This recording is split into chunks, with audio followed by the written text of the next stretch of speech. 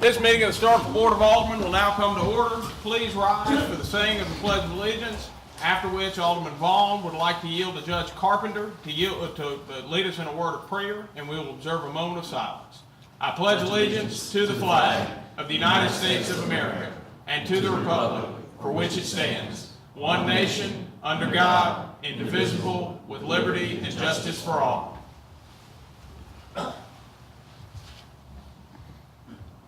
Let us pray. Eternal God, we come today bound down before the loving God. We thank you for your goodness and mercy that endures forever. Father God, we thank you for bringing us through 2015 and to this day, 5th day of January 2016, bound in humble submission unto you. We thank you, the Master, for our mayor, our vice mayor, to our aldermen, alderwoman, to all the departmental heads, and all the staff, faculty, and the citizens of this great city. And God, we pray that you just continue to crown their head with more wisdom, knowledge, and understanding as they lead your so great a people. God, we love you. We thank you for all of the effort, all of the men that protect and serve, all the women who protect and serve. We thank you for those that works on the roadway, those that works in the park. We thank you for all that the people do to bring all of us together in unity, because where there's unity, there's strength. Now, God, we pray as they stand to make major decisions for the betterment of our community, that they will all continue to work in harmony, with love, and with peace, one with another. God, we love you and we thank you. For it's in God's name we pray. And all those who love God say amen. Amen.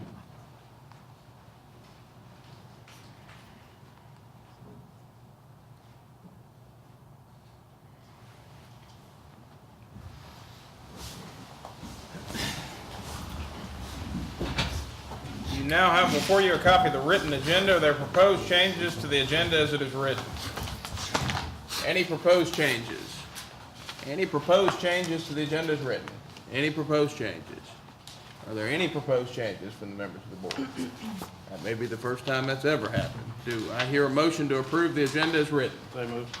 Motion has been made by Alderman Carver to approve the agenda as written. Do I hear a second? Second. Motion has been seconded by Alderman Nguyen. Alderman Carver, do you wish to speak on the merits? No, sir. Any discussion? Any discussion? Any discussion? Seeing none, all those in favor, please signify by saying aye. Aye. All those opposed, please signify by saying nay. Motion clearly passes. And the first matter you have before you is a potential executive session discussion on the performance of a Starkville police officer. A motion to go into closed session is in order. So moved, Mr. Mayor. Motion has been made by Alderman Perkins to go into closed session to determine whether there is need for an executive session. Do I hear a second? Second. Motion has been seconded by Alderman Nguyen. Alderman Perkins, do you wish to speak on the merits? Alderman Perkins, do you wish to speak? No, sir. Any discussion? Any discussion? Any discussion? Seeing none, all those in favor, please signify by saying aye. Aye. All those opposed, please signify by saying nay. Motion clearly passes. At this time, I'll ask that the public clear the room so the board can begin closed session deliberations to determine whether there is a need for an executive session. Now, we'll proceed. The board took no action in executive session, and the vice mayor is asked to be recognized. Thank you, Mr. Mayor. Mr. Mayor, I want to make a motion, and the motion reads as follows. I have reduced it to writing as a result of having written it down. The motion, I move that due to a medical conflict by the grievance legal counsel and the fact that the grievant has expressed a desire to be represented by legal counsel during his grievance hearing and specifically requested a continuance on those grounds, the grievance hearing of a Starkville police officer shall be and is hereby continued until Monday, January 11, 2016 at 5:30 in the upstairs conference room in the new City Hall. And that's my motion, Mr. Mayor. It's been reduced to writing. Can you pass it to the clerk? Yes, sir. And that continues for this coming Monday, January the 11th of 2016 at 5:30 p.m. Since the motion has been read and reduced to writing without objection, I will not ask for it to be reread. Seeing none, do I hear a second? Second. Motion has been seconded by Alderman Nguyen. Alderman Perkins, do you speak on the merits? No, sir, Mr. Mayor. Any discussion? Any further discussion? Any further discussion? Any further discussion? Seeing none, all those in favor, please signify by saying aye. Aye. All those opposed, please signify by saying nay. Motion clearly passes. The next matter on the agenda is the consideration of the December 1st, 2015 minutes. Motion has been made by Alderman Maynard to approve of the minutes of the December 1st, 2015 meeting of the Mayor and Board of Aldermen of the City of Starkville, Mississippi, incorporating any and all changes recommended by the city attorney, otherwise as presented. Alderman Maynard, is that your motion? Yes, sir. Do I hear a second? Second. Motion has been seconded by Alderman Nguyen. Alderman Maynard, do you wish to speak on the merits? No, sir. Discussion. Any discussion? Any discussion? Any discussion? Saying none. All those in favor, please signify by saying aye. Aye. All those opposed, please signify by saying nay. Motion clearly passes. The next matter before you is announcements and comments by the mayor and members of the Board of Aldermen. I have no comments this evening. Are there any comments by the members of the Board of Aldermen?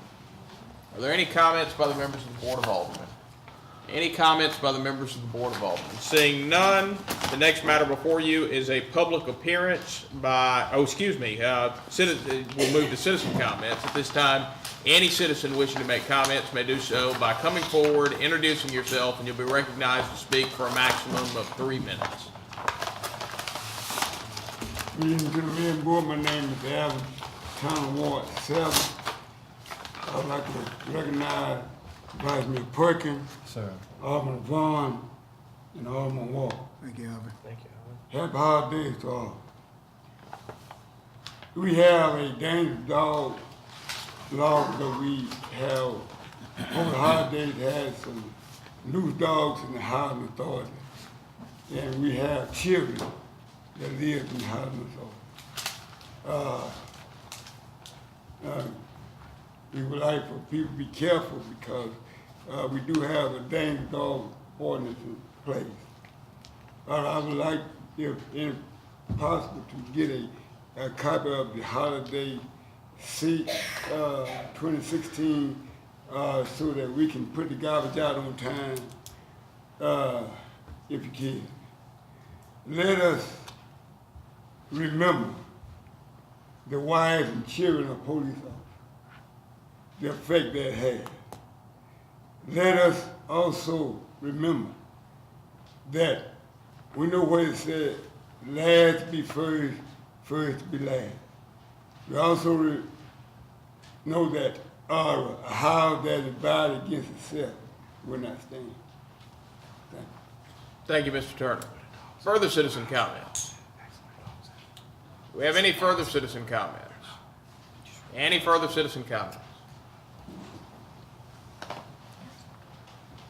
Mr. Mayor, Lord Alderman, I'd just like to say I know some of them from your ward, Ms. Lisa. Thank you. I'm not really know where this thing is going. But I want to let you know, the Miles family, the Bush family, the New Prairie Grove Church family, we are not going anywhere until this matter is resolved. That's all I want to say. Thank you. Thank you, Mr. Mr. Mayor, may I Miles. be recognized? You may. Mr. Miles, I want to say to you, this is our third, I think it's the third time that you and your family have came. I want to say thank you for respecting the procedures that we as a board and as a city government have to adhere to. And I'm talking around the way about that so that I want you to understand. I want you to listen to me. I hope to see you on Monday, January the 11th, at 5:30 upstairs. I will be here. I will see you then, and I look forward to seeing you. Thank you. Are there any further citizen comments? Any? Mayor and Board, I'm Lee Brand Jr. from 101 La Fourth Street here in Starkville. And just want to say to you all that, first of all, I appreciate the work that each of you do, and I do respect the process you have to go through. But I do want to stand as a citizen of this city and voice my support for the job that our chief is doing in the department, and ask that that be considered as you make your decision. I think that I wrote a letter to you guys in the last meeting and expressed how much I think there has been improvement in that department. I trust his leadership, I trust his judgment, and I would just like that to be noted, and thank you so much. Thank you, Pastor Brand. Are there any further citizen comments? Good evening to the board, I'm Marcus Bush. Again, Ms. Wynn, my third appearance as well. As the two gentlemen just alluded to, just want to thank you, Mr. Chief Nichols, and just do what's right. That's all thing we asking. As my uncle stated, we're not going anywhere, and until the decision is made. But we hired the chief to do a job. We expect him to do it comfortably. So let's respect the chief. Thank you. Thank you, Mr. Bush. Are there any further citizen comments? Any further citizen comments? Good evening, Sam Bonner. I pastor New Prairie Road, and I stopped by again tonight to, if I have some concern things that are happening in the city. And one thing that I admire the chief, and my prayer is that y'all, when you come together, that y'all make a decision. And if you got him, hire him to be the chief, then you need to support him and the things that he's doing as he try to run the department. But my prayer that I believe y'all gonna do a good job in doing it. God bless. We'll see you on Monday. Thank you, Pastor Bonner. Are there any further citizen comments? Any further citizen comments?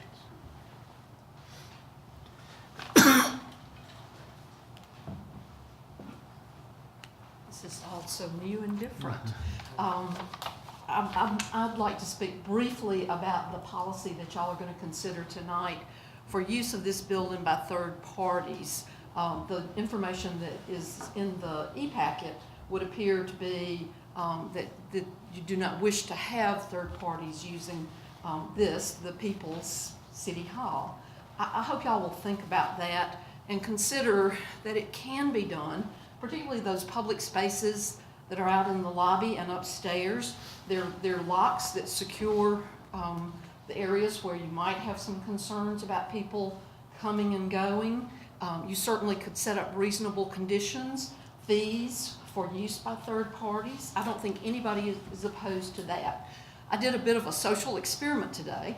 I did a Twitter poll and asked people who were on Twitter to say, should third-party groups be allowed to use the new City Hall public spaces with reasonable conditions and fees? I've had an unscientific an unscientific group responding, I'm sure, but 97% of the people who responded said that they thought that the public should be allowed to use those public spaces. And I don't think any of them would be opposed to there being some conditions put on that usage, but to say that it's a security issue, that people should not be allowed to use the space, I think is short-sighted, and it sells our citizenry short in their support of this building. Thank you. Thank you, Alderman Sistrum. Any further citizen comments? Any further citizen comments? Any further citizen comments? Any further citizen comments? All right, seeing none, the next matter on the agenda is a public appearance by Leslie Moma concerning City Biodiversity Index Study.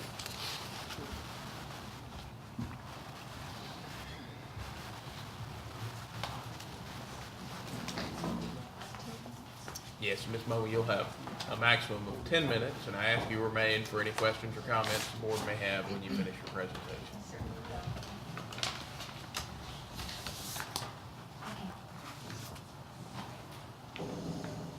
So good evening, Mayor, Vice Mayor, members of the Board of Aldermen.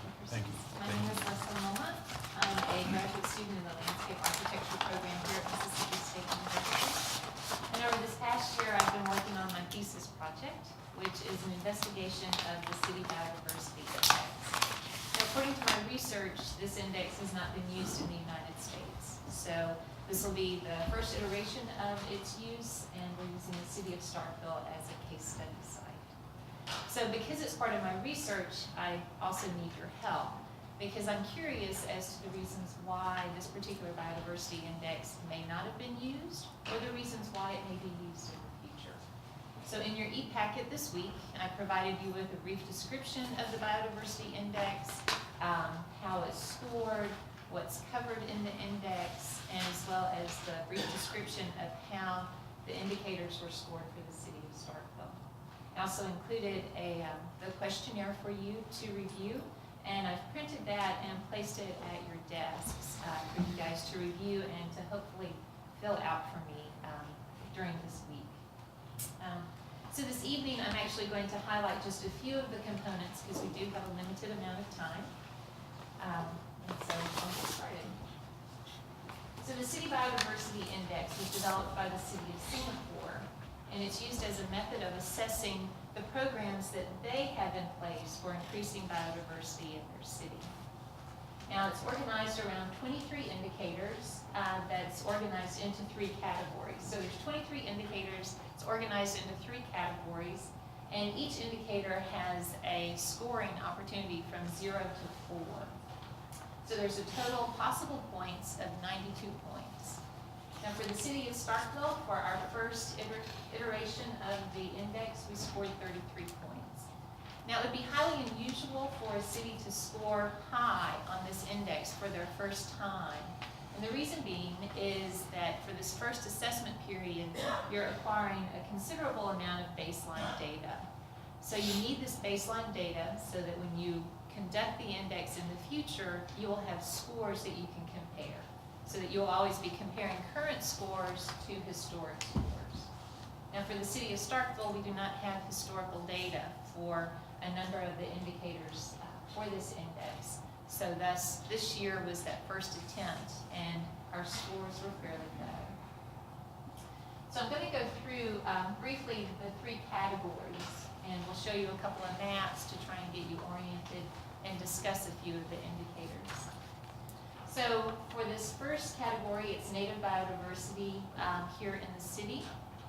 And one of the indicators for native biodiversity is to actually do a physical count of species in the city. So the blue blocks here are the 10 locations that we surveyed for species within 5 taxonomic groups. So for 3 sessions during the summer, we visited all 10 of these locations, and we looked at butterflies, birds, ants. We looked at the support mechanisms for these species. So we counted vascular plants. And then we also did stream surveys. So we did 10 stream surveys that were either located in these locations or adjacent to them. So we were counting macroinvertebrates. So that's our 5 taxonomic groups. And each of these taxonomic groups is associated with an indicator. So we were completing baseline data for these indicators, which means that we have a score of 0 for these indicators. So these next 2 slides are actually going to show the complexity of the index. And so this first slide here is for indicator 1, and it's looking at the proportion of natural areas in the city. So these darker green areas, I guess on the screen they may look a little bit light. Those are the natural areas that we determined based upon looking at a Google Earth map.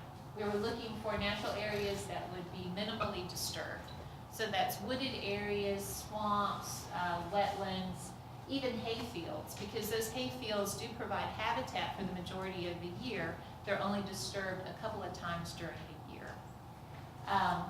So we have a large proportion of habitat compared to the area of the city, and we scored very high on this indicator.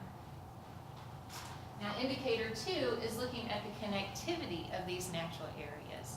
And so the connectivity is the ability for wildlife to move between natural areas. And so there are some barriers that the index is looking for, and so that's what this is measuring. How connected are these natural areas? So in the darker green, just like before, we have those natural areas, but here these areas are isolated, whereas the lighter green, those are the connected natural areas. So the barriers between them is usually less in some cases.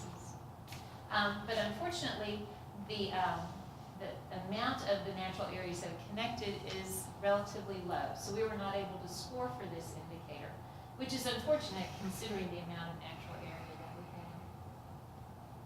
have. Okay, so for our second category, we're looking at ecosystem services. And there are 4 indicators in this category. 2 of them measure municipal services provided by biodiversity. So we're looking at primarily stormwater management as well as climate regulation. and that's by looking at permeable versus impermeable surfaces as well as our tree canopy cover. The other two indicators are looking at the benefits biodiversity provides to human health and well-being. And so for this category, we scored pretty well. We've got 9 out of 16. This third category measures local governance and management of biodiversity. And I only highlighted 4 of the 9 indicators. This category looks closely at citywide and departmental policies, partnerships, and outreach programs that support biodiversity-related functions. So these indicators are often occur in pairs. So the first indicator is going to look for the presence of a policy or partnership, and the second indicator is going to look at the value of that policy or partnership by looking to see how often it is used or how often it is applied. And for this group of indicators, we scored a 13 out of a possible 36. And so that's kind of the brief, very quick summary of the biodiversity index. It's 23 indicators, and we had our first iteration, and we scored a 33. But there's a lot of opportunity here that I see. There's a lot of low-hanging fruit that the city could take advantage of to really boost those scores for a second iteration if they were interested. Now, for my request to ask for your help, if you don't mind taking some time this week to look at the information that I provided about the biodiversity index and answer that questionnaire for me, I would greatly appreciate it. Again, I'm curious about the reasons why a city would like to use this index or why it would not like to use this index. And as city leaders, you have a very unique perspective, and it's that information that I would like to have. On the envelopes, it's just the questionnaire is designed to be voluntary. It's also designed to be anonymous. So on the envelope, there's information about how to complete it. Just close the envelope, submit it to Tammy Carlisle before Friday, and I will collect it on Monday. So I'll be happy to answer any questions you might have. Are there any questions or comments from the members of the board for Ms. Moma? Alderman Maynard. What do you see as the benefit of utilizing the biodiversity index? I think it provides this constant tool that a city can use in order to measure how well its programs are performing. Because you set goals and objectives, and you set a path on how to reach those goals and objectives. But if you don't have a means of measuring how well you're performing, then you don't really know if you're going to meet those goals or objectives. And what I find interesting about this tool is that it does provide, in my opinion, a fairly comprehensive look at how a city can approach increasing the natural systems, the natural environment, biodiversity within their city limits. Further questions or comments from the members of the board? Any further questions or comments? Seeing none, thank you, Ms. Momo. Oh, Alderman Walker. Just thank you, Leslie, for giving a presentation. I think it's an excellent study that would give good baseline data for the city. And just as important, thank you for your last several months while you've been working part-time with the city. Your services will certainly be missed in the community development department. Thank you very much. Thank you, Board. Thank you, Ms. Momo. I'll just let it be. The next public appearance is a public appearance by representatives from the Golden Triangle Link and Gurris and Associates to discuss a proposed tax increment financing plan. And gentlemen, you'll have 10 minutes to make your presentation, and I ask that you remain for any questions or comments that the board may have at the conclusion. Okay, Mayor, if we can do it in 10 minutes, that'll be good. I think our intent was to make sure that you have a full understanding of what we're here, what we're asking for, to also understand what TIF bonds are used for, have an understanding of what you can legally do with TIF bonds. If we're limited to 10 minutes, I had Chris Pace on the agenda. He's our attorney with Jones Walker. He was prepared to give an overview of what TIF bonds are, how they can be used, what statutes you can use to do them, what are the pros and the cons, and what other things that we thought you needed to know to make a decision. But if 10 minutes is what we've got, then I'm going to, Chris, just you came to Starkville and made a trip for nothing, so we'll hook you on that. I'm going to defer most of the time to Mr. Gurris then to cover what the project is. I'm going to tell you that as the mayor and the board of supervisors of Starkville, you're in a very unique position. Probably there are mayors all across the South, even the country, and boards of aldermen across the country that would like to be sitting in your shoes tonight. You've got the opportunity here before you to bring a world-class retailer, what could be classified as in where we live, as a development of regional impact, a game changer, if you will, in retail for Starkville and Oktibbeha County. And we think it's a perfect fit. It's a perfect fit for a lot of reasons, but the fact that you're a college town, the fact that you got a lot of young people, the fact that you got a lot of people that enjoy the outdoors in a whole lot of arenas, I think this will be a good fit. We're going to here tonight to ask you to entertain participating in TIF bonds to bring a world-class sporting goods store in. We're going to tell you who the store is. We're going to tell you how big the store is. We're going to tell you what the investment is. We're going to tell you what the annual sales tax and ad valorem taxes that we expect that this project will generate. And then at the very end of this, we're going to make an ask of you. We're going to go to the county as well. We're going to make an ask of you. And if you can see your way to approving this, I think we're well on our way to getting this world-class retailer here. So I'm going to defer the rest of the time to Mr. Chris Gurris with Gurris and Associates. We've worked with Chris on numerous projects. We just finished the Dixon Michaels TIF in Columbus with Mr. Gurris. This is a similar size project as that project, and if you wanted to use as a rule of thumb, I think he'll be able to give you some comparisons. So Chris, you want to go ahead? Yes, sir. Thank you, John. Appreciate the opportunity to be here tonight. And, I've been before this board and previous boards many times, but want to congratulate you on your new city hall. Very, very nice new building, and I know you're proud of it. I'm here tonight on behalf of David Kelly and Joe Settle. They're the principals of Capstone Properties and Multi-Site Properties, two limited liability companies. These gentlemen have been doing retail, commercial, medical office development for 25 years. They're based in Chattanooga. They've got over 70 years of development experience, long history of doing commercial projects with the likes of Kroger, Lowe's, CVS, Walgreens, other single tenant users. This is, in fact, their first Academy Sports project. Looking to do a 62,000 square foot academy on Highway 12 and Stark Avenue or Stark Road, and along with an outlot for a restaurant use. That project will represent an investment in excess of $11 million. We do have a site plan here to share to show what it's going to look like from a site plan perspective. Presently, that property, that 8.4 acre site is generating about $5,400 a year in city property tax.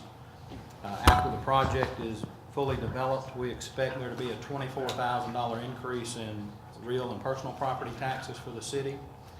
For the Oktibbeha County supervisors, that property generates about $14,000 a year. We expect those taxes to increase by $55,000 annually when the project's built out. School district taxes $18,000 a year, increasing by $73,000 upon completion of the project. We estimate the project will have and generate about $26 million in annual retail sales, create a $336,000 rebate for the city after the project is up and running. The restaurant sales are expected to generate $60,000 a year in your 2% food and beverage tax. Important to note that those taxes, cannot be used for TIF, would not be additional revenues to be generated from the project for the benefit of the city. From a job perspective, we think the project will employ about 140 persons annually. Construction will have about 120 jobs with about a $5 million construction payroll. Appreciate that. At the end of the day, we're requesting that the city and the county pledge or use half the tax increase of the ad valorem and sales taxes to issue TIF bonds in an amount not to exceed $1.8 million to be used to offset infrastructure costs related to the project. At the end of the day, Mayor, I've been before this board before on these matters. We got 5 more minutes and then we're going to entertain questions, or you like? That's correct. Fair enough then. To give the board some idea of some of the previous TIFs, the original cotton mill TIF was a 95% pledge. I know that was a previous board of aldermen that considered that. When we came back for the cotton mill portion that has been developed, that commitment of the city was reduced to 75%. Just for some perspective on what the city has considered in the past. The automobile project that we were here recently for is a 50% request, so it's kind of in line with that.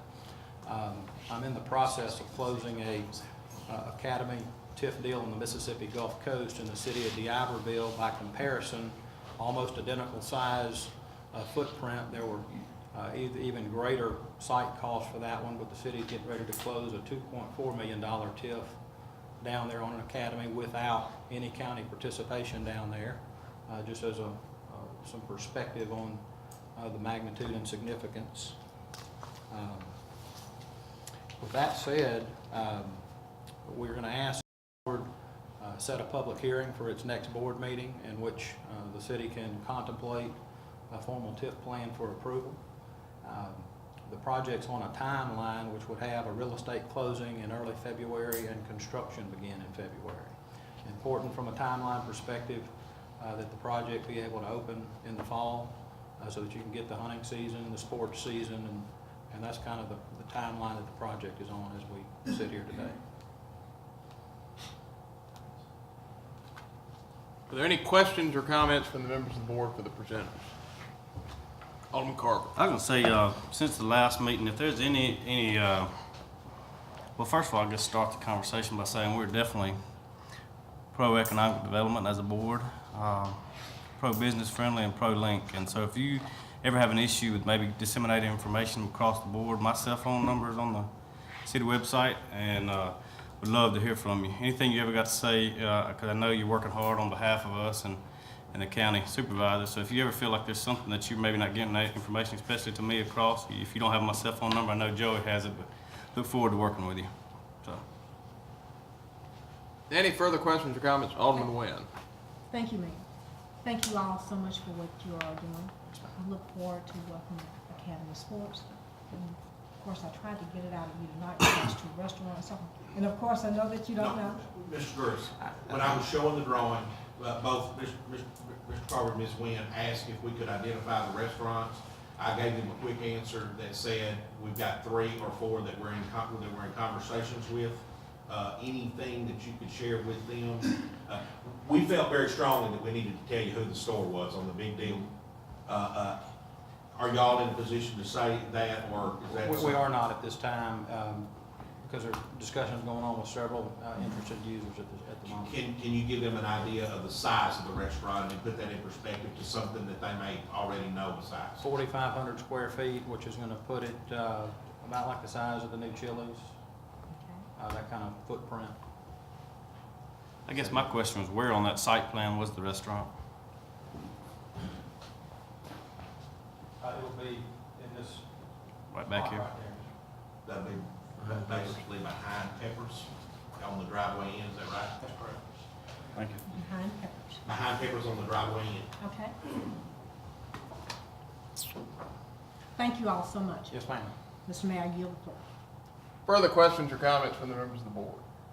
Any further questions or comments from the members of the board? Seeing none. Thank you, gentlemen. Yes, sir.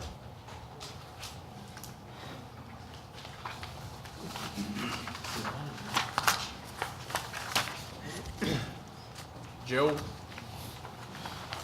you get me set up the TIF presentation?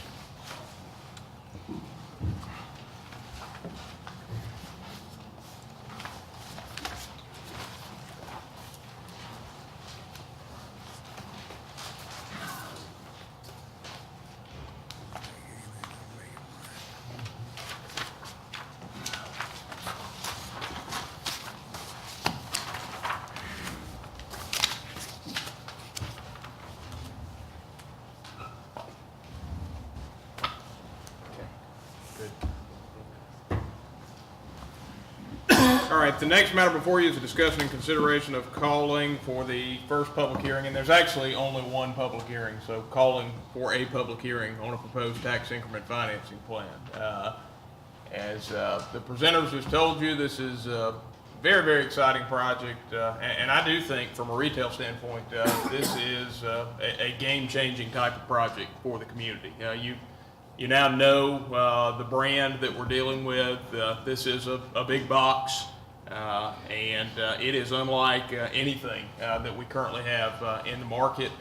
I do think because of our identity as a college town and our size, it is a great fit for the market that we have. And we want to make sure that we do everything that we reasonably can to make sure that the deal happens. Now, tax increment financing is a wonderful tool to make sure that a development can happen. And in order for development to happen, the developer has to be able to make it pencil financially. And sometimes those costs are very, very close. Having heard from the developer in this case, I do think it is a struggle for the developer to make this project pencil financially. And we have at our disposal tax increment financing that can help defray some of the infrastructure costs of the project. And what that in turn means is we can have a development if we put tax increment financing into it, where without tax increment financing, we may be in danger of not having a development. So that is an important consideration, and it's important that we take that part of it very, very seriously. It's also important that we take our responsibility as stewards of the city's budget and financing seriously as well. That means we've got to put this TIF request in context of all of our TIF liabilities that we currently have, because we've got a lot pledged but not a lot obligated right now. So in the next 2 to 4 years, we're going to have a lot more TIF liability that's obligated than we have right now. We know that because it's already pledged. So let's look at what's out there. Is it gone? Joe, why don't you turn it for me? All right, so the first time we utilized tax increment financing, it actually goes all the way back to 2006. We pledged 50% of the property taxes and 50% of the sales taxes to the Middleton Court redevelopment project. Now, that's the shopping center at the corner of Louisville and Highway 12. Excellent redevelopment project. Took a blighted shopping center and made it viable. And then in 2013, we modified what was formerly the original cotton mill TIF. What we did is we took an $8.5 million TIF and we split it into 2 TIFs. And one of those is for Cotton Mill Marketplace. That's a 75% city property tax pledge, 75% county property tax pledge, 75% city sales tax pledge. The other half was the mill at MSU, which of course is the conference center that's now open and drawing people into the community. That was a 75% pledge of city property tax, 75% pledge of county property tax, and 75% pledge of sales tax. Finally, just last year, you pledged 50% property taxes, 50% sales tax, and the county came in with 50% property taxes for Parker McGill Automotive Dealership. That project is set to begin construction, well, now, and be open sometime in 2016. All right, so the amounts that we've pledged for those, as I mentioned before, Middleton is the only one we've actually obligated any of the funds on. We pledged 2.1 back in 2006, and then in 2011, we issued $510,000 in bonds. So those funds are obligated. There's still $1,590,000 on that pledge that remains pledged but not obligated. In addition to that $1.59 million pledge, you've got outstanding pledges. Now, all of these are pledged, but you're not paying anything on these obligations yet. For Cotton Mill Marketplace of $4 million, the mill at MSU $4.5 million, and Parker McGill Automotive Dealership for $3 million. That gives us a total pledged liability of $13,090,000. Now, this is significant because several of these are going to turn into obligations soon. Now, what I've got up here is the max number. I don't want to scare you too much with these numbers because most of these projects are not going to max out on their TIF value. As a matter of fact, I'd be surprised if even one of these projects maxed out on the TIF value. You see the Middleton Court project, you've issued about a fourth of what you could have maxed out at on that project. In all likelihood, you won't issue any more on the Middleton Court project. Now, you can't say that for certain because it doesn't have an expiration date on it, and you don't know what the developer's plans in the future might be. But this is what you've got out there, and we are contractually obligated when the developer comes in and they can qualify that they're generating those property taxes and sales taxes to issue those bonds, to issue this. And what I've done is I've broken it down to what our annual liability would be if all of this debt issued. Our annual liability in property taxes would be approximately $102,000 a year. Now that figure does not scare me at all. First of all, as you can see, that figure is quite small. But in addition to that, these are our two major revenue streams. This is how we fund city operations. And that is a relatively small percentage of our overall property taxes. That is 2.5% of our property taxes. And more importantly, that is less than what we average 1 year in property tax growth. So even if all of the tax increment financing pledges that we had out there issued in the next 2 years, which is not going to happen, we would still have more property tax growth than we would have obligated in new debt against our property taxes. The sales tax figure, this is a figure that does concern me. You can see our pledged liability would be $954,000 a year. It concerns me. First of all, you can see $954,000 is a figure that is substantially larger than $102,000. In addition to that, that is just over 15% of our current citywide sales tax collections. And also, in addition to being 15%, it's roughly 4 years of sales tax growth citywide on the rate that we're on now. So if we have over the next 2 years, 3 or even 4 of these TIF projects that issue bonds, which is quite possible, that number could be high enough to create a hole in the budget. And the final reason that the sales tax concerns me a little bit is just the very nature of sales tax in these projects as opposed to property tax on these projects. The property tax is certain. All of it is net growth in city revenue. There is, you don't have any, all of the property tax that is pledged is property tax you wouldn't have if the project isn't built. With sales tax, not every sale that happens in a new retail development is a new sale in the city. Turn things up. Generally speaking, there are 3 types of sales transactions that are going to happen at a new retail development. 2 of these would represent a new sale, and 1 of them does not represent a new sale. You're closing leakage, and this store will close a lot of leakage. What leakage is there's more demand for goods in your economy than there are goods for people that want to buy them. There are people right now that want sporting goods carried by an Academy Sports that leave our market and go to other towns to buy those goods.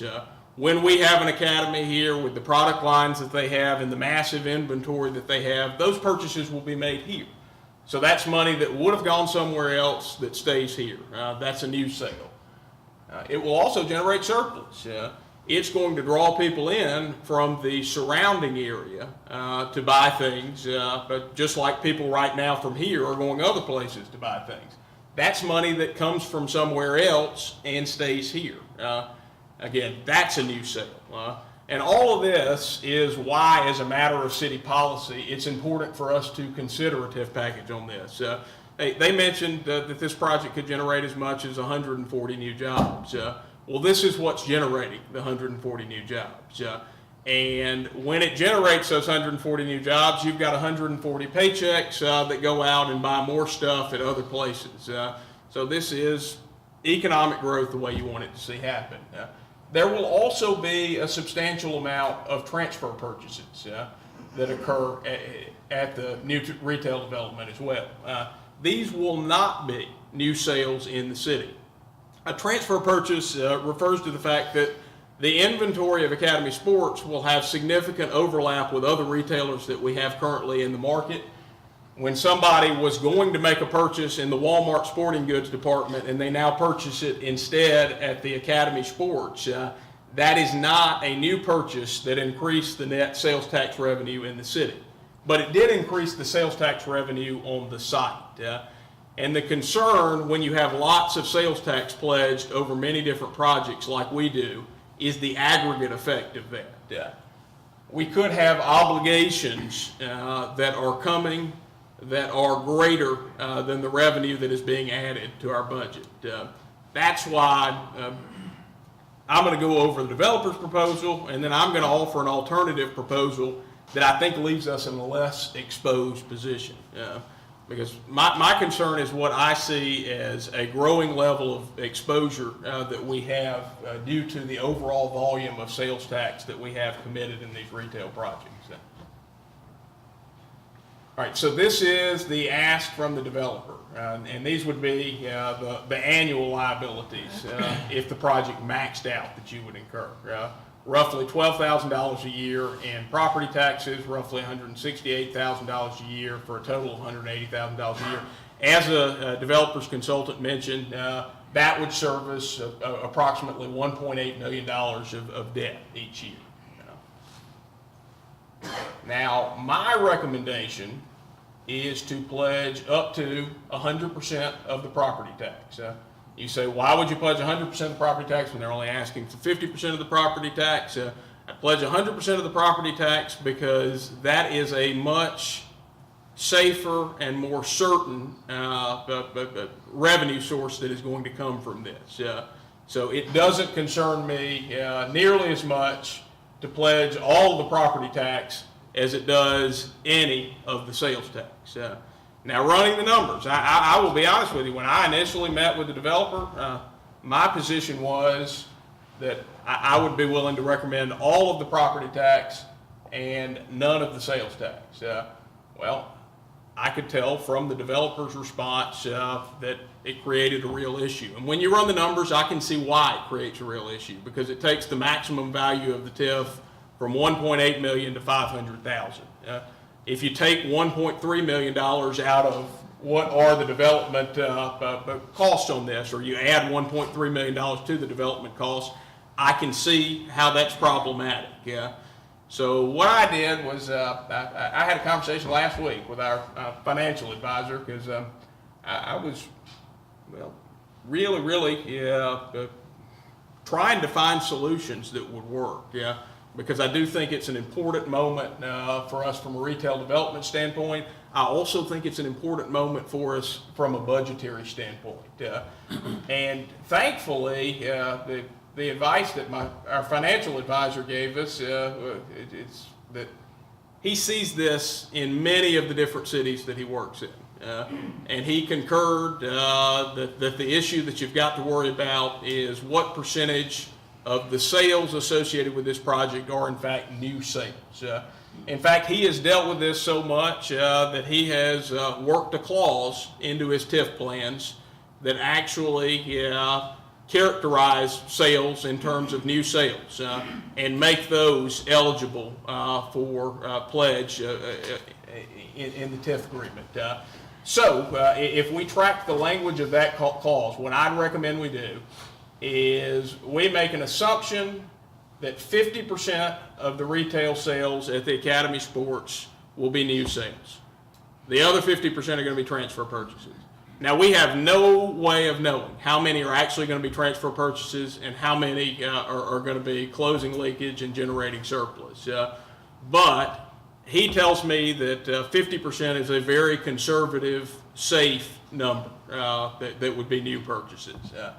So if we go with that conservative, safe number, and we stay with the developer's request of 50% sales tax, but we make that 50% of 50%, effectively 25% of the total sales tax on the project, then it only reduces the maximum amount of the TIF by about $350,000. Instead of maxing out at $1.8 million, the TIF bond under a 25% pledge of sales tax and 100% of property tax would max out at $1.45 million. And that is a number, having talked to the developer, that I have much more confidence gives us a higher probability of making sure the development happens. And finally, let's look at how that would affect our annual liabilities. And my slide got a little off, but you see here, your property tax would go up from $12,000 to $24,000 that you would have pledged. And previously, you had $160 a year in sales tax pledged. You'll reduce that number to $84,000 a year. We'd have a total of $109,000 pledged. And you say, well, $109,000 is still a lot, and $84,000 of sales tax is still a lot. Where I have a lot more comfortable, and our financial advisor would have a lot more comfort, is due to the relative percentage of sales tax that you have pledged. Remember, this is all contingent on how much sales tax the store actually generates. So in order for us to be responsible for $84,000 a year in payments, that means this site would have to be generating a full $336,000 a year in revenue to the city. If it's generating $336,000 a year revenue to the city, in spite of how much of that might be transfer purchases, if we're paying $84,000, the city is going to end up with more revenue than it's giving up in that situation. So from that standpoint, I think this is my best effort to make sure we're limiting our exposure and we're not putting ourselves in a position where we may cause budgetary strain with this decision. And we're also giving the developer a pitch that they can hit, because based on the number they've asked for, $350,000, which is what this cuts out, is about 3% of their development cost. I just do not see that being the factor that would keep the project from happening. So I'll be glad to hear any questions, and aside from that, the floor is open for discussion.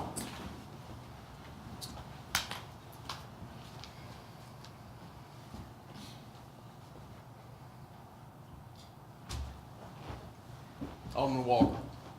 Again, I think we certainly are welcoming and want to have Academy Sports and a potential restaurant to come in and have another shopping center in town. This is a,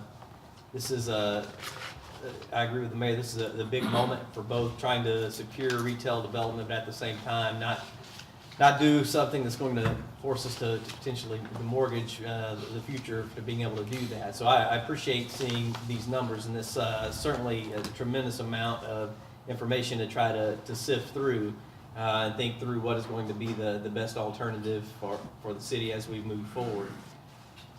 So looking at this, I would guesstimate that we're talking about, based on what they're asking for, this number gets pretty close to about 60 to 70% of what the ask is from the developer. Is that? That's right. Is my math right there? Yeah.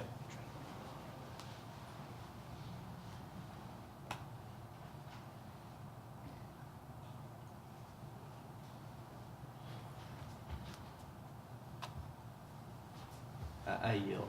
I'm having to. I need to think for a minute. Alderman Wynn. Thank you so much. Mr. Mayor, I noticed that the developer is still here. I would just like to see what his thoughts or reflections on this presentation. Are there any questions or concerns that you may have? You know, we were limited to 10 minutes on our presentation. Y'all are paying for a lawyer to come from Jackson with our contract, give you advice on TIF and what's typically done and address some of these issues, the liabilities of the city. He was not even allowed to make a presentation because of our time constraints. Okay?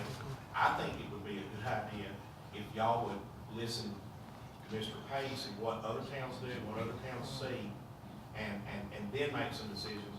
then let Mr. Gurris answer your question. But I think in light of what all's happened and the reality of talking back and forth, to give 10 minutes so that you understand what TIF bonds are, because frankly you don't, and that's okay. We brought a lawyer in that you're paying for to be here to explain to you the pros and the cons, had about a 10-minute presentation, what other towns do, what happens. He can address some of these concerns, and let Mr. Gurris and his guys take the time he's talking and be pondering a little bit, because basically you're offering 70% of what they're asking for. And you need to understand that you're playing a high-stakes poker game here, and the question is, are you willing to live with your hand? I think it would be good if you could hear what Chris Pace. Mr. McHiggins, with all due respect, thank you. This board has been very kind and very generous. And certainly, we're there tonight, but I just wanted to make sure that if anyone had any questions, they were welcome to come forward. And I think I was kind enough to do that. Counsel, do you see any problems with their attorney if he wants to come forward to say anything to us at this point? No, not at all. I mean, he and I are in agreement with how the Okay. TIF statute works, and I have no problem with him coming forward. Okay, thank you so much. Will you please come forward? And the alderman from 2 has yielded to Mr. Pace. How much time do you wish to yield to Mr. Pace? Well, let's say we'll give you 8 minutes, Mr. Pace. Be as brief as to do what you like to do. All right, so you'll have 8 minutes. And if by chance you need a couple more, just let me know and I'll request that for you. Thank you very much. Mr. Higgins asked me to be here tonight just to answer any questions about TIF bonds and provide a very succinct overview of the TIF statute. Mr. Ladder and I spoke on the phone, I don't remember now, if it was late last week or earlier this week, they started to run together. But there were some key points we wanted to make sure that everyone reading this would be common understanding. One of those is, the mayor's points in his presentation are well taken.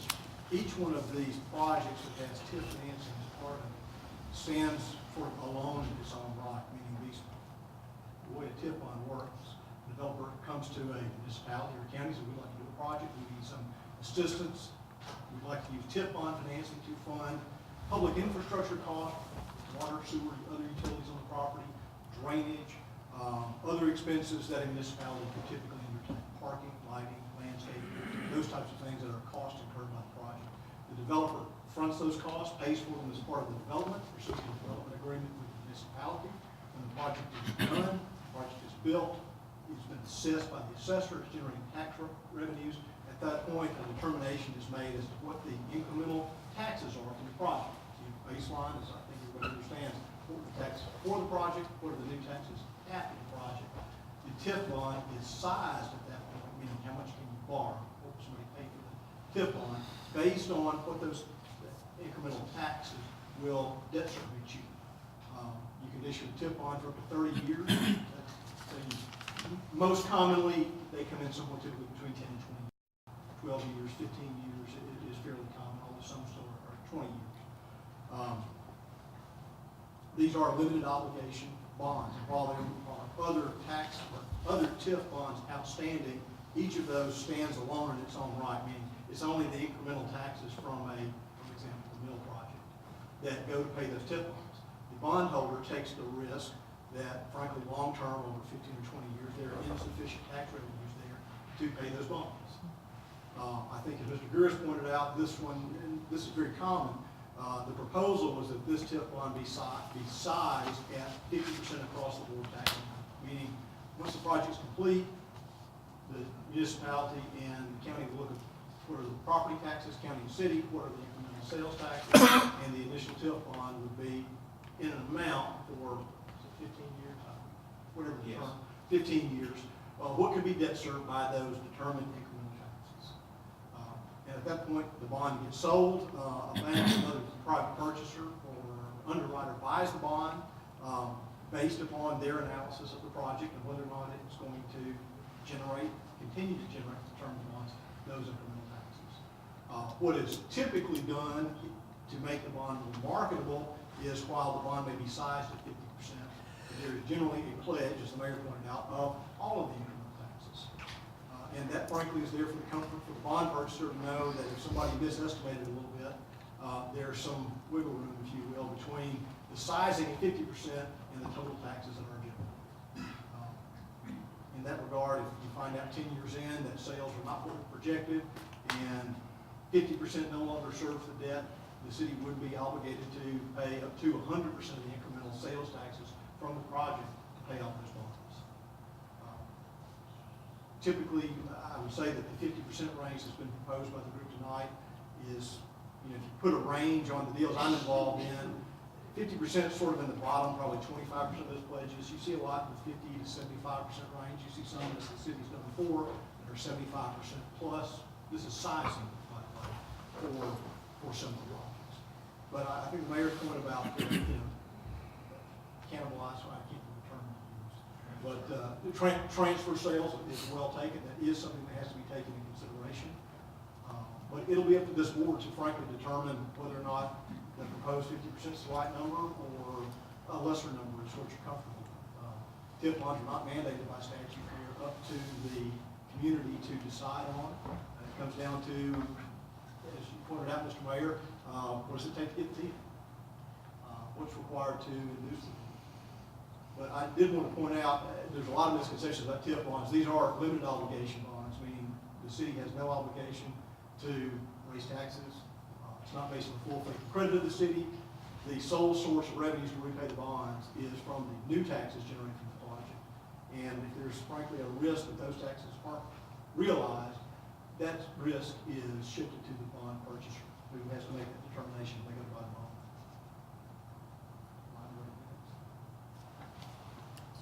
But I'd be happy to entertain any questions. You've still got time if you'd like.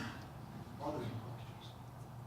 I didn't have any questions for you, but I thought that it would be in your best interest if there was anything that you wanted to come and say to our board to say it. So I thank you so much. Certainly. And let me tell you this. Sometimes when we represent clients, we need to have them to understand you can kill more flies, get more flies with honey than you can some vinegar. Absolutely. So advise your client of that.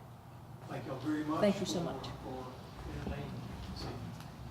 Thank you, Mr. Page. Alderman Nguyen, you still have the floor. I yield at this time. Further discussion. Mr. Settle and Mr. Kelly, I appreciate you guys bringing this opportunity to the city of Starkville. We welcome this addition to our community. I think it would go over well. I'm sure your marketers have told you that. We have a substantial market here that I'm sure will be fair to, it'd be fair to say they will frequent your new store. And I look forward to it locating here. It's a tough time sitting here making these decisions, a balancing act sometimes. Some will say, it's wrong, some will say it's right. At the end of the day, all we can do is hope we made the right decision. And we hope you guys will locate here. And with that, Mayor, I have a motion.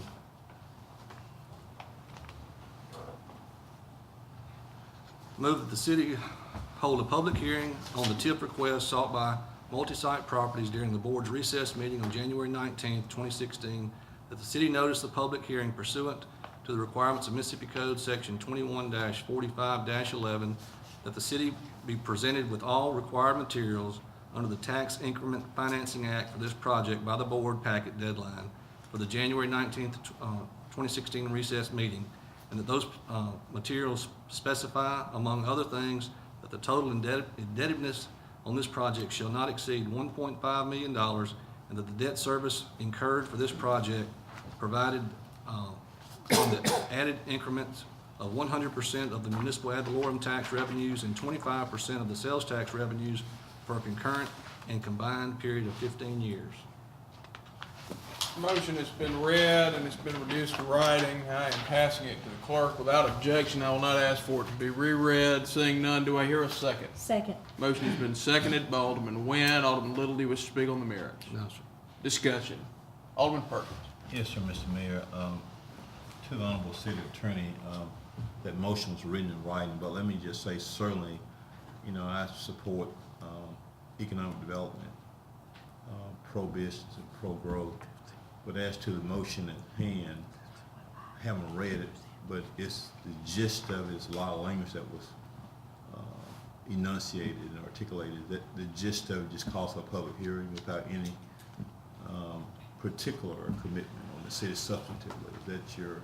That's correct, Vice Mayor. I'll tell you where this motion comes from. Okay. They had proposed a resolution, I know and that. in their resolution referenced the plan, and the plan, I thought, perhaps would have different specs than what the board will ultimately land on tonight. So this motion tracks the TIF statute, and it provides for 4 main things. It just calls for the public hearing. It puts a cap on the debt at 1.5. It states 100% of municipal ad valorem, 25% of sales tax, and caps the issuance at 15 years. No, I do not oppose the public hearing on it, but I just want to make sure that, since we speak through our minutes, that the gist of this motion only calls, in other words, about both of this motion, I hadn't seen that. It only calls for a public hearing, nothing more. That's correct. Is that It what does, you're it does looking not, it does not obligate the issuance. That would come after the public hearing when the board specifically approves the plan. It would be up to the developer to then present a plan that tracks this motion tonight. Right, and I support that. I want these newspapers and all this media to understand that, the vice mayor is not against any businesses being here and pro-growth and economic development.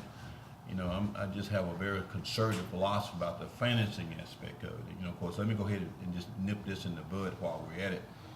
There's something, one of the local newspapers Sunday saying that, there's some controversy. There's no controversy that I'm aware of. There's one article talk about a strained relationship. This board has really extended its arms open. We just are a very diverse board that really promotes a healthy environment, a healthy discussion. So, we welcome businesses. We all just may have different philosophy, but I'm not aware of anybody at this table who has expressed any opposition to any business coming to this town. We may have a different philosophy how the money is appropriated, but I'm gonna vote for this resolution. We welcome these people coming to town. We welcome for anybody to come to our meetings and be heard. Any citizen can speak for 3 minutes. Any citizen who get on the agenda can speak for 10 minutes. That's our policy to everybody. So, gentlemen, thank you for the resolution. For the motion to a public hearing, I'm gonna vote for this, but we'll see what happens on the next motion. But support, Mr. Mayor, thank you. Mr. Mayor, may I be recognized? You may. Just to tag the Vice Mayor's point, Mr. Pace, just to make sure you and I are in agreement, the motion that was proposed tonight, I forwarded to you earlier today to make sure you and I were in agreement that it hit the specs of the statute. Would you agree with me and the Vice Mayor that it doesn't obligate the city at this time? This would not be a notice of intent. It just simply calls for the public hearing based on the specifications provided in the motion. And then the plan would be drafted based on those specs, and the board would consider and vote on that plan on January 19th. I agree. Thank you. Appreciate it. Any further discussion? Yes, I'd like to take an opportunity, that resolution we did review at Lincoln as it related to the amount. So obviously, sitting here, we're a couple, $250,000 apart in where we need, and some things I'd like the board to consider that my client still has tremendous risk in, as Mr. Pace said, with a $1.8 million commitment or a $1.5 million commitment. These bonds don't get issued until the project is completed, the tax assessor puts a valuation on the land and building, the tax revenues get created, and we have a period of time in which we work with the Department of Revenue and actually measure those taxes. So in the event that the taxes are somewhat less, then there would not be a $1.8 million issued or a $1.5 million issued, and that is a risk that my client takes. And we have needed a $1.5 million net to be able to make this project work. And when we look at we didn't just say, how much does 50% of the taxes support? Because actually 50% of the taxes, based on those numbers, would support closer to $2 million in bonds, 50% across the board. We needed $1.5 million to make this project work. We rounded up to $1.8 million to provide for the cost that the city will have in issuing these bonds so that we receive the proper net amount. If there's $1.4 million issued, by the time the set-asides are considered that are city costs, the net proceeds to us will be significantly less and jeopardize this project without question. For example, I've been doing TIF bonds for 22 years in Mississippi, and we've had TIF bonds from as small as $100,000 to as large as $35 million. Most of the TIF bond projects, if you put them on a chart, they're between $750,000 and $2.5 million. That's where they all group up in their frequency. TIF bonds of that size historically have not required debt service reserve funds, but of late, the recent project that we closed in Columbus, the project that's being closed on the Gulf Coast, in addition to capitalized interest, the issuance costs that the city will incur with its bond counsel, its financial advisor, the other normal costs that go along with it, along with capitalized interest reserves, take a pretty significant cut off of the top.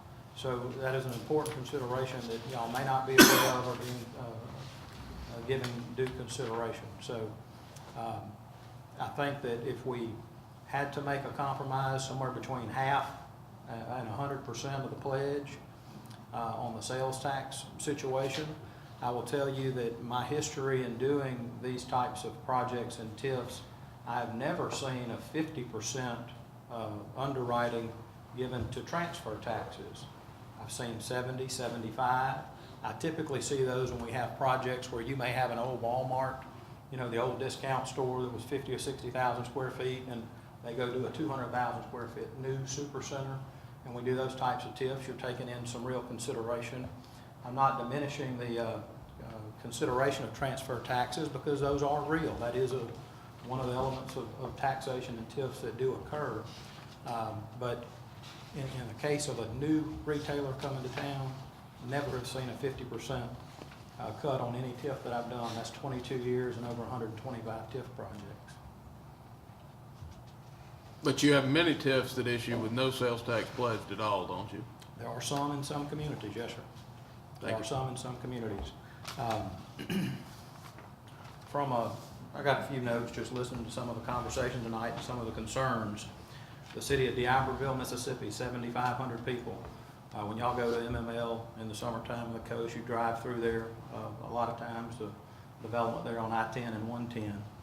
That city of 7,500 people has authorized, Mayor, your charts bring some of this to mind, $68 million in TIF that little town has authorized over its history. They've issued about $27.5 million of those projects. Some of the projects have died on the vine and not materialized. Others are still in the development stages.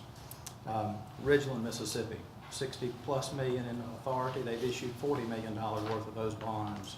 And those cities have seen, you know, the more of it you get to do, the more retail that is spun off and generated. And if you look at those towns, their overall sales tax revenues have continued to grow with that development. But at the end of the day, capping us at $1.5 million when the city sets aside its cost is going to be very problematic for the project. Thank you, Mr. Gorris. Further discussion? Any further discussion? Any further discussion? Any further discussion? Seeing none, all those in favor of Alderman Little's motion, please signify by raising your hand. All those opposed, by a vote of 7 in favor with 0 against, this motion passes. Thank you.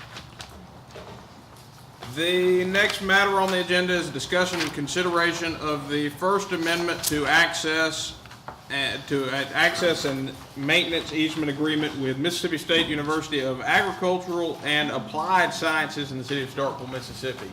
This relates back to our easement for the roadway on the Mill at MSU project. Some of you may recall the university had legal issues granting us right-of-way, which we would normally have for the roadway, which is a city roadway on that project. So we were, in fact, granted an easement on that project. As it turns out, they needed some of the room that is in that easement for some of the structures for the mill at MSU.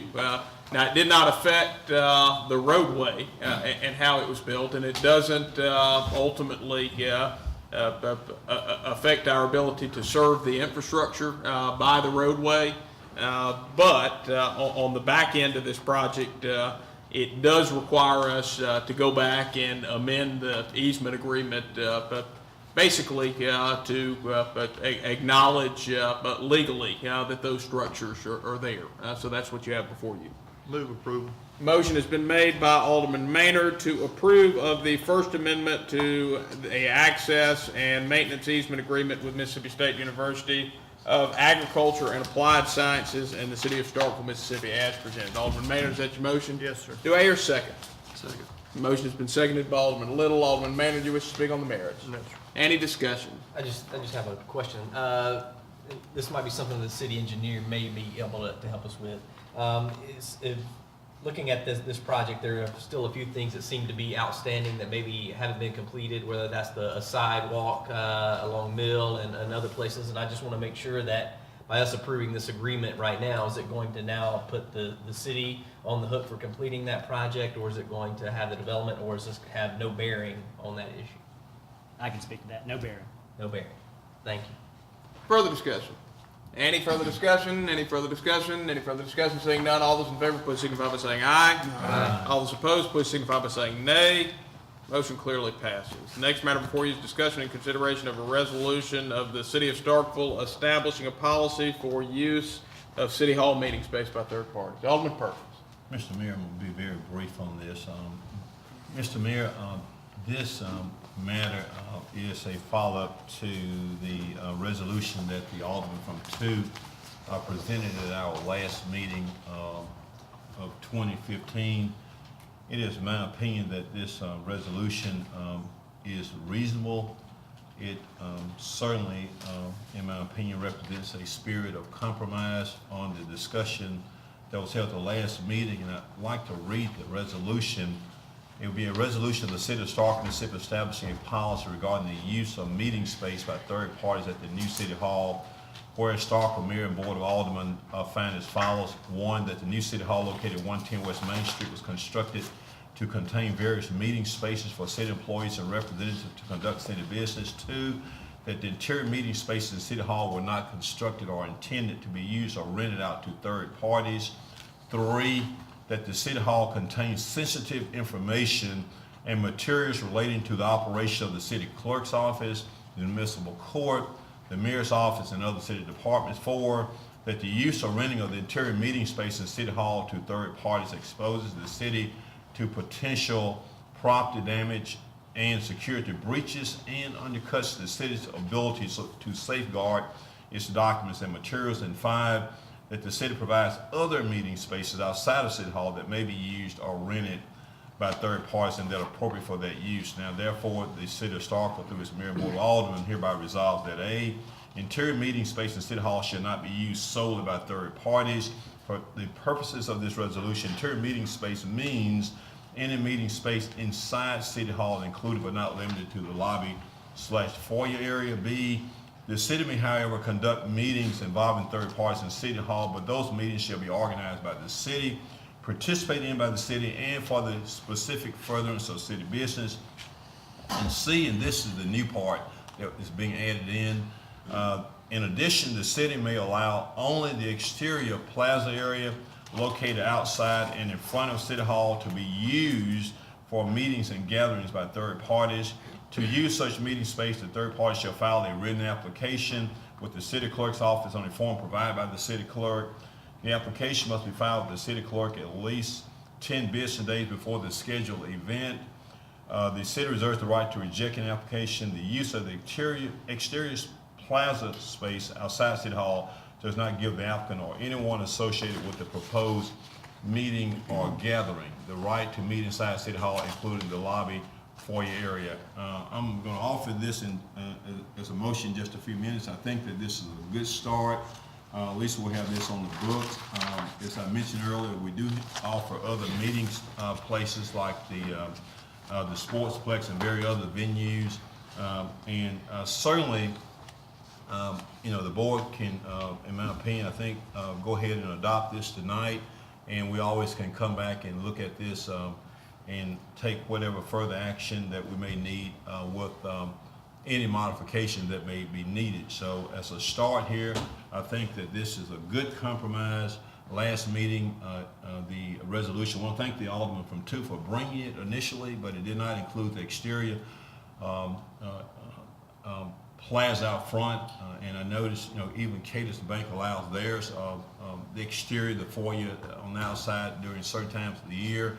And of course, their bank is locked, for security purposes. And, we have a lot of security and privacy concerns here at this new City Hall. And of course, we're still allowing public access, public will be able to use other city facilities.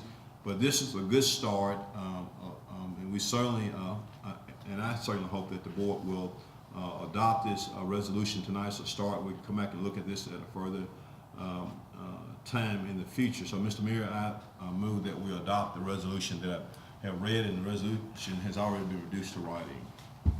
I yield the floor. Motion has been made by Alderman Perkins to adopt the resolution that he's read, and the resolution has been reduced to writing. City Clerk has a copy. Without objection, I will not ask for it to be reread. Do I hear a second? Second. Motion has been seconded by Alderman Nguyen. Alderman Perkins, wish to speak on the matter. Yes, sir. Mr. Clements, could you get me set up?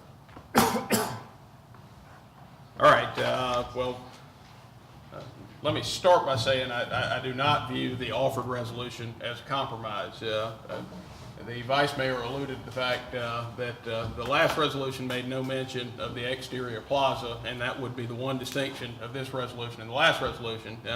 But being an attorney, I'm sure the Vice Mayor knows that the exterior of this building and the plaza would be treated as a traditional public forum. I actually had a conversation with the city attorney on this subject leading up to discussion of the last meeting agenda, and he agreed and noted that the reason it was not in the last resolution is because the city can only regulate time, place, and manner with respect to a traditional public forum. And that is exactly what you've done in this resolution. You have regulated time, place, and manner usage of the traditional public forum, which is the maximum you can regulate under the law, and you have said absolutely no other third party is to use this space in this building, period. Now, I alluded to the fact at the last meeting that I had drafted a policy, did not represent it as a complete document, did not ask you to adopt it that night. I did not think we would be discussing this matter again tonight.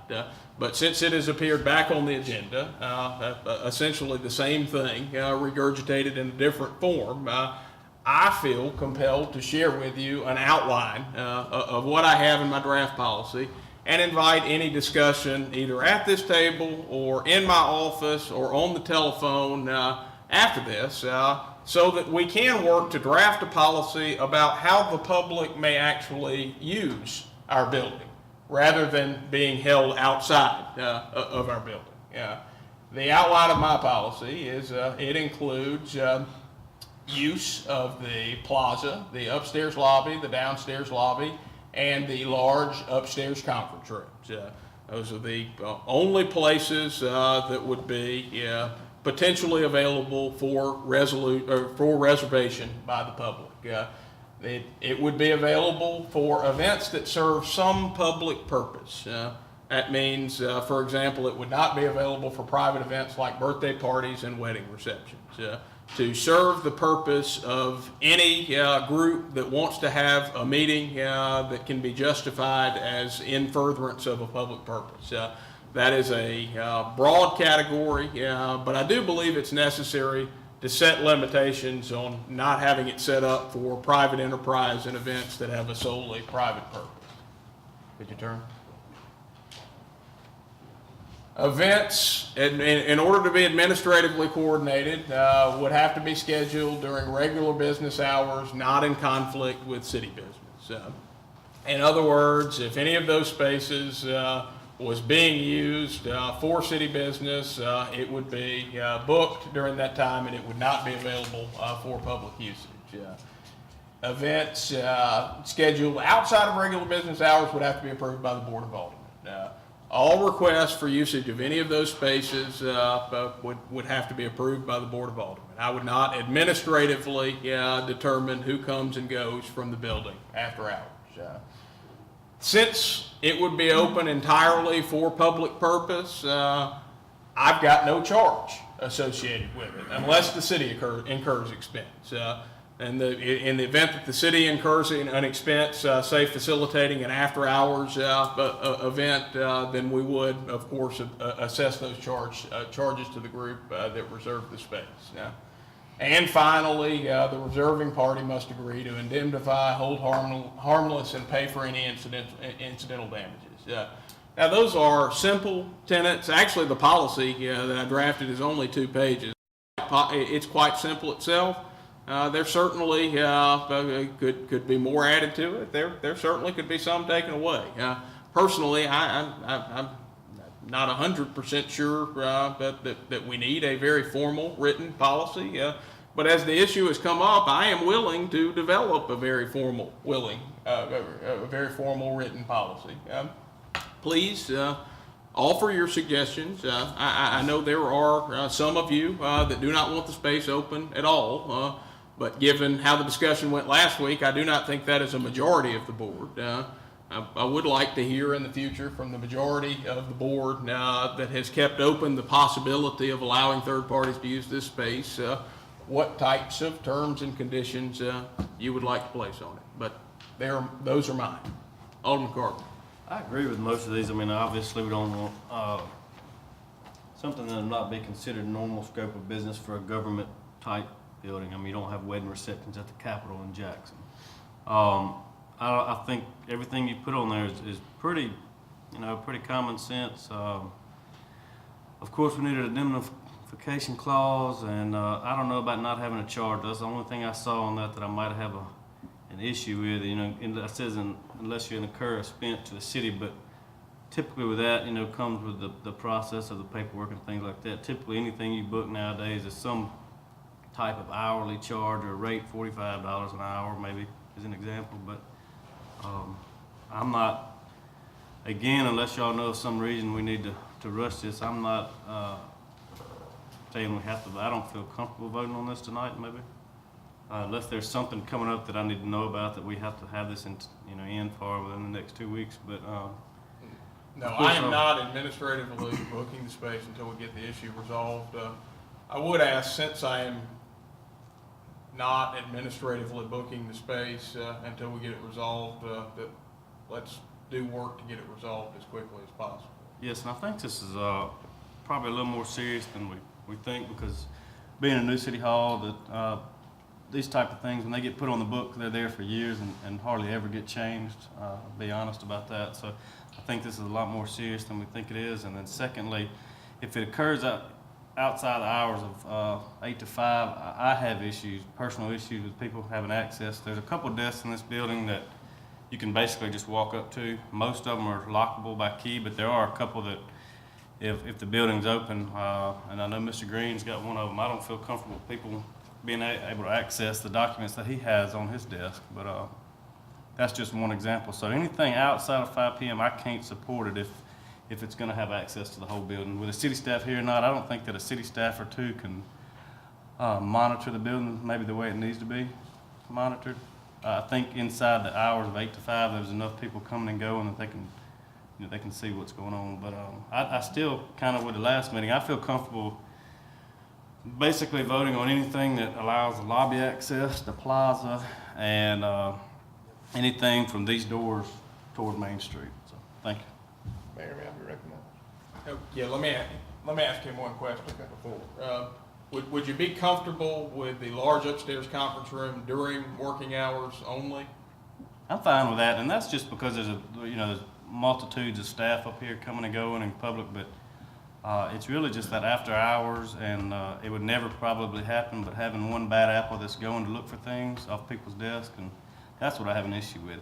You know more about it than I do, and people that are here 8 to 5 every day, I'm not exactly sure what's lockable in here and which routes are locked down and which aren't, but if you say that conference room, can it be accessed from one side and locked down, or is it, when you open the conference room up, does it open up the whole floor? Yeah, the conference room has doors on all 4 sides, and it sits in the middle of the upstairs floor. So you do have 2 desks in the open hallway space, as you mentioned. You cannot secure completely what's on the desktop of those 2 desks, and that's where after hours, I would certainly always have personnel here.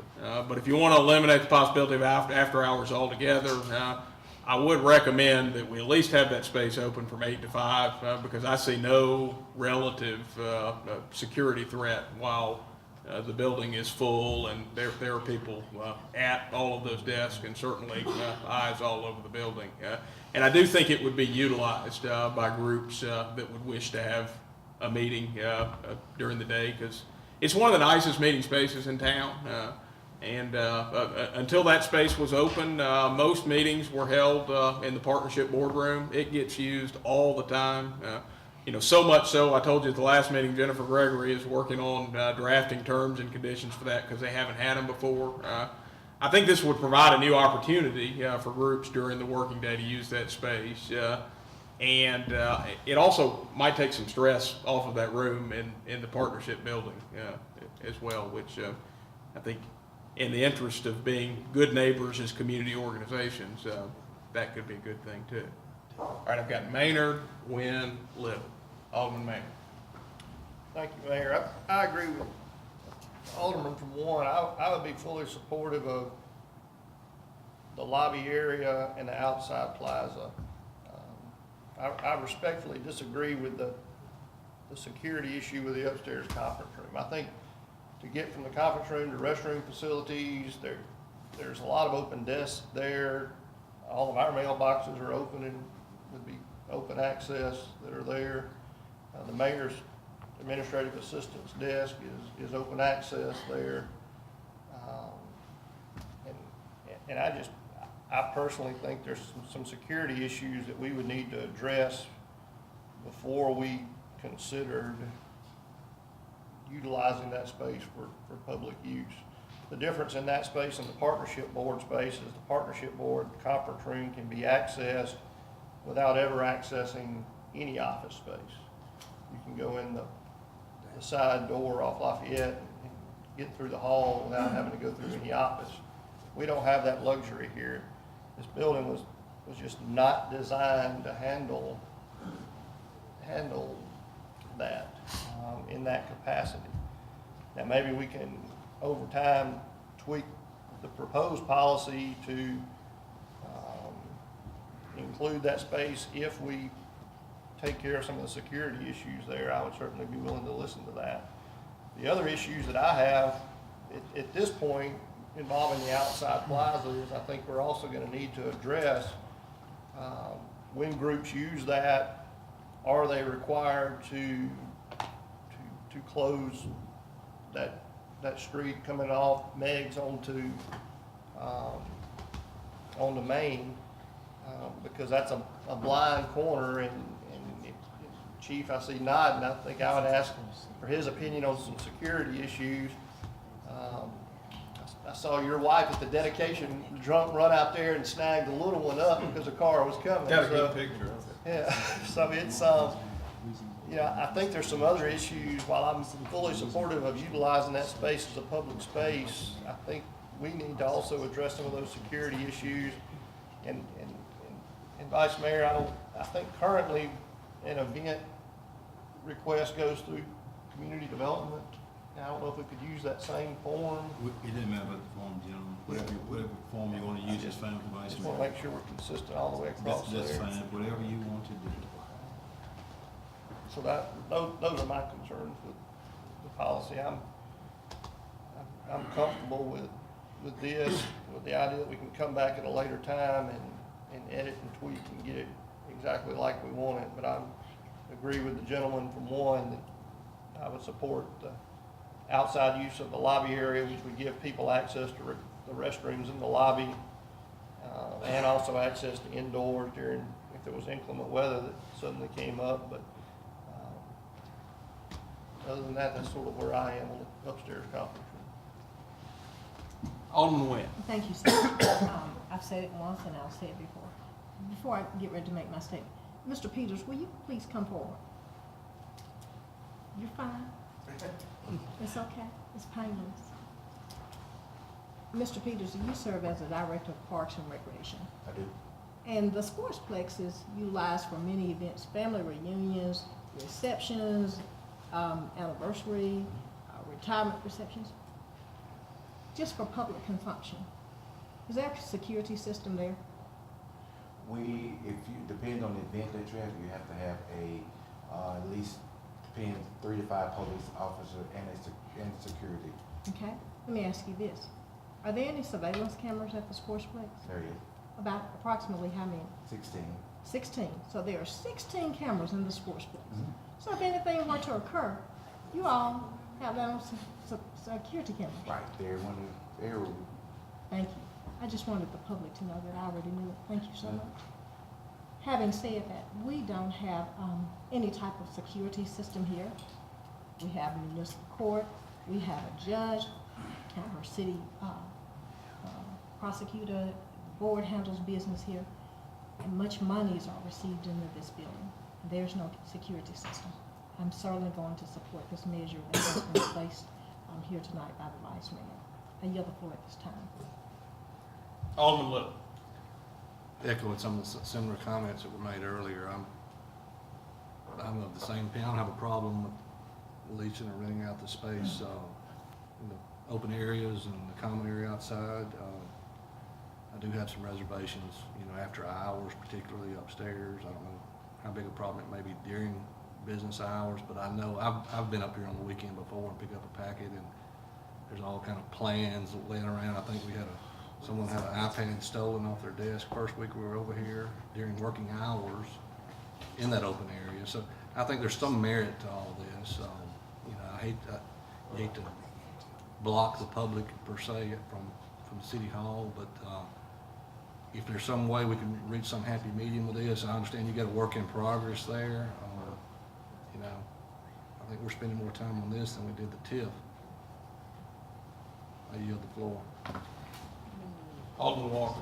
I would agree. I think there's clearly room for more compromise here. I agree with the gentleman from Ward 1. I think there is certainly opportunity to think about how we tweak what that's been presented by the vice mayor and what the mayor is presenting here to come up with a working draft that everybody can get behind. I tend to agree that I think that after hours are much more problematic than 8 to 5.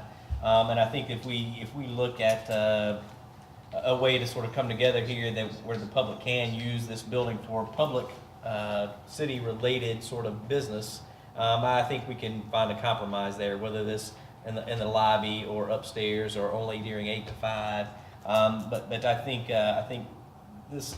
I still think we're not quite there yet with what's being presented, and I don't believe I can support it tonight. Alderman Little.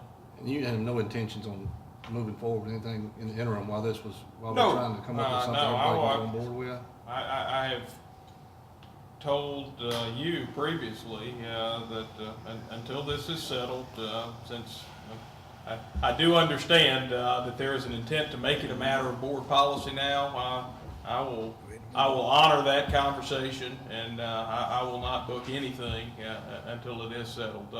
I would just ask for the courtesy of please let's set a goal at least by the end of February to get this resolved and have some policy adopted. I think that's reasonable.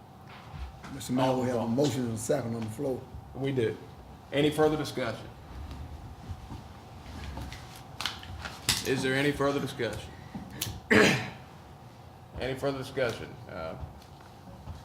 And just by clarification, I will reiterate one more time that this motion does not address any of the indoor spaces other than to prohibit groups from using all of the indoor spaces. It only allows for use of the outdoor space with time, place, and manner restrictions, which again, is our constitutional requirement to do so. So I do not think this policy is anything but a prohibition of third parties using City Hall. Mayor, this has no restroom access in it? What? Yeah, you've got restrooms in the lobby. That comes with this motion? Yeah, but no, this motion, it pertains to nothing but the outdoor area. Which again, constitutionally, now I will say this in terms of waiting, if a group comes and they want to have a demonstration on the front plaza of the building, we can set that at a certain time, but we cannot tell them that they cannot have a demonstration. We could tell them to go to another place, because that would be a reasonable place restriction. You can tell them that they could not have a demonstration ever. No, I didn't say that. I said that you could make the board could make the public policy decision that the demonstration should not take place right in front of City Hall that would potentially impede city business, that it should take place at another city property. That would be, in my mind, a reasonable So you could tell place them restriction. forever that they couldn't come here, they needed to go somewhere else. I think all three prongs are important: reasonable time, place, and manner. And I guess my point was, we could restrict time, but we couldn't say forever. To a reasonable degree, yes, sir. Alderman Mayor.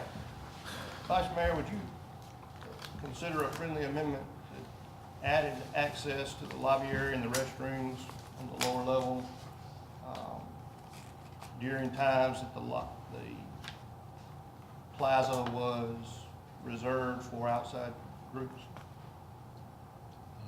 You want to have use to the restrooms at the time that the plaza is reserved. Yes, sir. And that's it. Yes, sir. There'll be restrooms in that lower lobby space, yes, sir.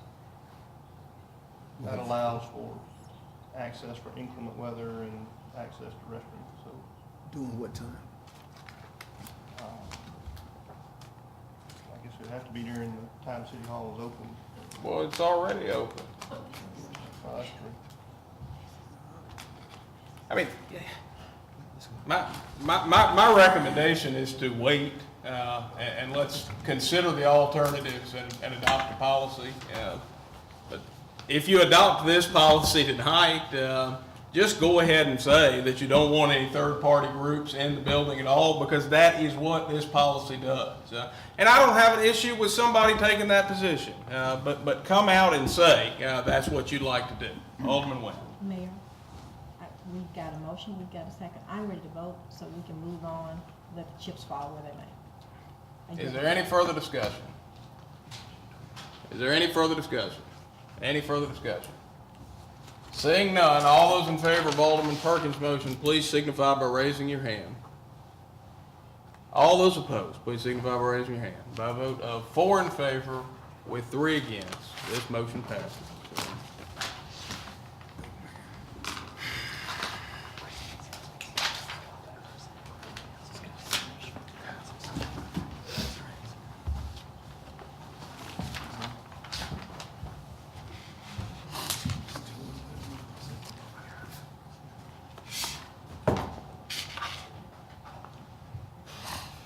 The next matter on the agenda is the discussion and consideration of the appointment of a member to the Starkville Housing Authority to fill the vacant position left by Mr. now Judge Lawrence E. Carpenter. Move approval.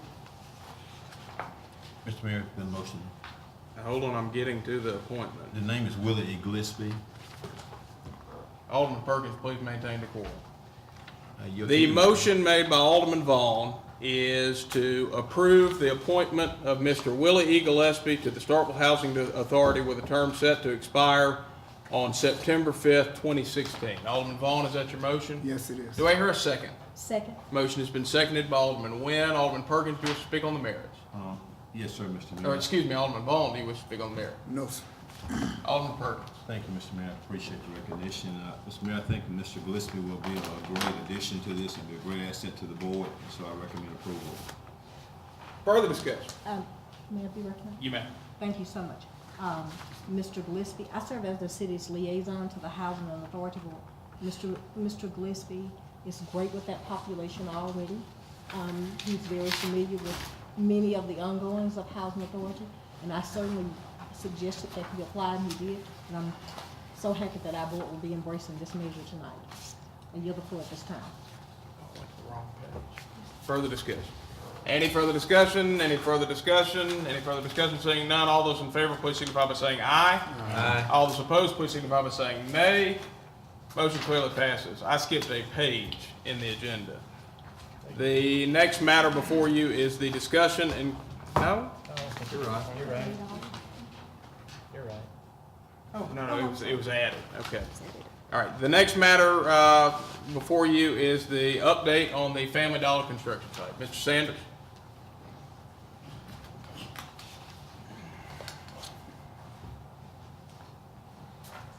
Mayor, Vice Mayor, Board of Aldermen. On December the 21st, the applicant resubmitted site plans and building drawings based upon comments given to them from city staff. The city building official, the city planner, and the city engineer has reviewed those drawings and approved them yesterday. The applicant was informed today that upon payment of $1,410 for the cost that the city incurred for clearing the property, a building permit can be issued. That's good, good news. Any questions? Any questions or comments for Mr. Sanders? Any questions or comments from the members of the board for Mr. Sanders? Seeing none, thank you, Mr. Sanders. Thank you, Mr. Sanders. That's good news.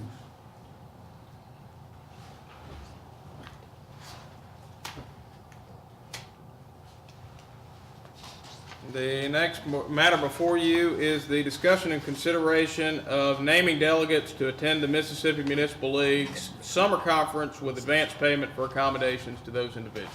Alderman Perkins. Mr. Mayor, thank you very much. Mr. Mayor, I'm certainly in support of all my colleagues going on this. And I noticed Mr. Sanders wants to go, and I want him to explain, but before I have him come up, Mr. Mayor, I want to respectfully say this. I'll be in Starkville. Mr. Mayor, I'm very hopeful that when you get to Biloxi this time, that your registration fee will be paid, that the registration fees for these board members will be paid. I'm hopeful that the room reservation will be paid. The reason that we're approving this on January 5, 2016, so that these rooms will be paid for on time. The registration fees need to be paid on time. Now, I'm gonna tell you one thing. Now, I'm gonna do my job while everybody's gone. But if these fees are not paid on time, I want everybody in this room to hear this. Mr. Mayor, when you get back, when you return, when you and other 6 aldermen return, if these fees have not been paid, I will have a recommendation. And Mr. Sanders, would you please come down and tell us why you feel you need to go? And you sent an email, I had a request for this, but tell the board, because, you know, we need to cut all this traveling out if it's not necessary. We know that you've been traveling, you're going to midwinter next week, you've been this place and that place, but just tell the board, you know, if the board is satisfied, we'll let you go this time, so. Yes, sir. Understood. Yes, I hold a leadership position with the Mississippi chapter of the American Planning Association, in which I am the outreach chairperson. At the Mississippi Municipal League Summer Conference, the Mississippi ABA chapter has a booth in which myself, along with other planners from around the state of Mississippi, will man and offer information to other community leaders throughout the state. There's also classes pertaining to development law and development code pertaining to just Mississippi new municipalities that I think would be beneficial for me to attend. Mr. Mayor, with that presentation, Mr. Sanders, I think I'll go ahead and recommend in the motion include for you to go along with the board members, all 6 board members. Mr. Mayor, I move approval. Mr. Chairman, these figures, are they correct? We need to amend these figures or anything? Mr. Mayor, I yield the floor, please. Are you making the motion or you yield the floor? I make the motion to include all of my colleagues here and Mr. Sanders giving his presentation. All right, motion has been made by Alderman Perkins to name delegates to attend the Mississippi Municipal League Summer Conference with advance payment for accommodations to those individuals as presented with, do you want Alderman Maynard to read the modification into the motion with the following change? I received an email from Ms. Tammy Carlisle today saying that the information in the packet was off by $252 for the total amount requested. I just recommend, Vice Mayor, that we add that amount, the overall amount to be $4,704, not to exceed in your motion. Or I can read the motion. No, that's fine. No, that's good. What was the amount? Total amount of $4,704. All right, so the motion is to approve delegates and approve delegates and accommodations as presented with the total as modified, by.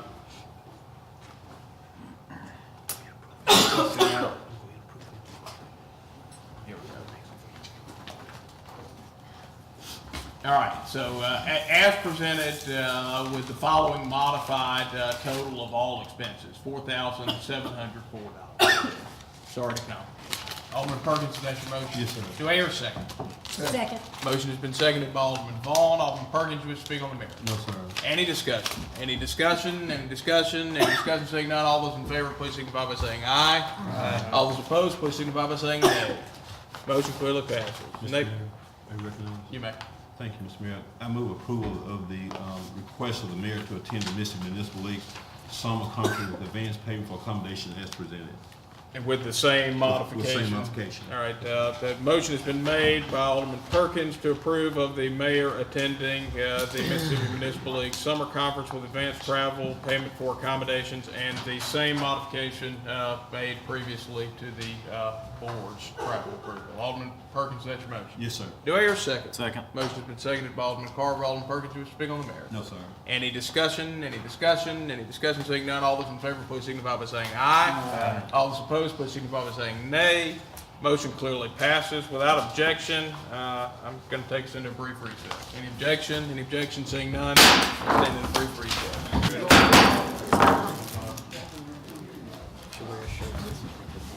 The meeting will now come back to order.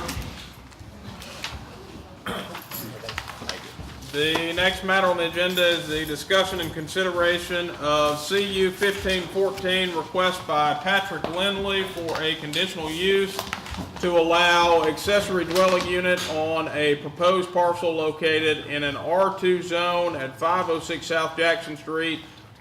Property numbers of 102A-00-168.00 and 102A-00-169. Mayor, I move approval. Motion has been made by Alderman Maynard to approve of CU 15-14 as presented. Alderman Maynard, is that your motion? Yes, sir. Do I hear a second? Second. Motion's been seconded by Alderman Carver. Alderman Maynard, do you wish to speak on the matter? Any discussion? Any discussion? This would be a public hearing, so just ask if anybody wants to be heard on the issue. Prior to the board adopting it, I am legally required to ask if there are any public comments. Are there any public comments on this matter? Any public comments? Any public comments? Seeing none, it is now eligible for adoption. Any further discussion? Any further discussion? Seeing none, all those in favor, please signify by saying aye. Aye. All those opposed, please signify by saying nay. Motion clearly passes, and Mr. Lindley, you waited all night for something that turned out to be very quick.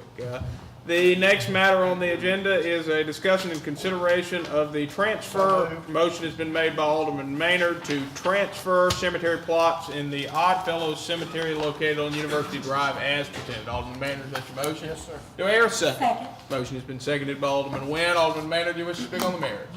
No, sir. Any discussion? Any discussion? Any discussion? Seeing none, all those in favor, please signify by saying aye. Aye. All those opposed, please signify by saying nay. Motion clearly passes. The next matter on the agenda is a request for approval of the City of Starkville claims docket. Motion has been made by Alderman Carver to approve of the City of Starkville claims docket for all departments, including the Starkville Electric Department as of December 29, 2015 for fiscal year ending September 30th, 2016, as presented. Alderman Carver, is that your motion? Yes, sir. Do I hear a second? Second. Motion has been seconded by Alderman Little. Alderman Carver, do you wish to speak on the merits? No, sir. Any discussion? Any discussion? Any discussion? Seeing none, all those in favor, please signify by saying aye. Aye. All those opposed, please signify by saying nay. Nay. Nay. By a vote of 5 in favor with 2 against, motion clearly passes.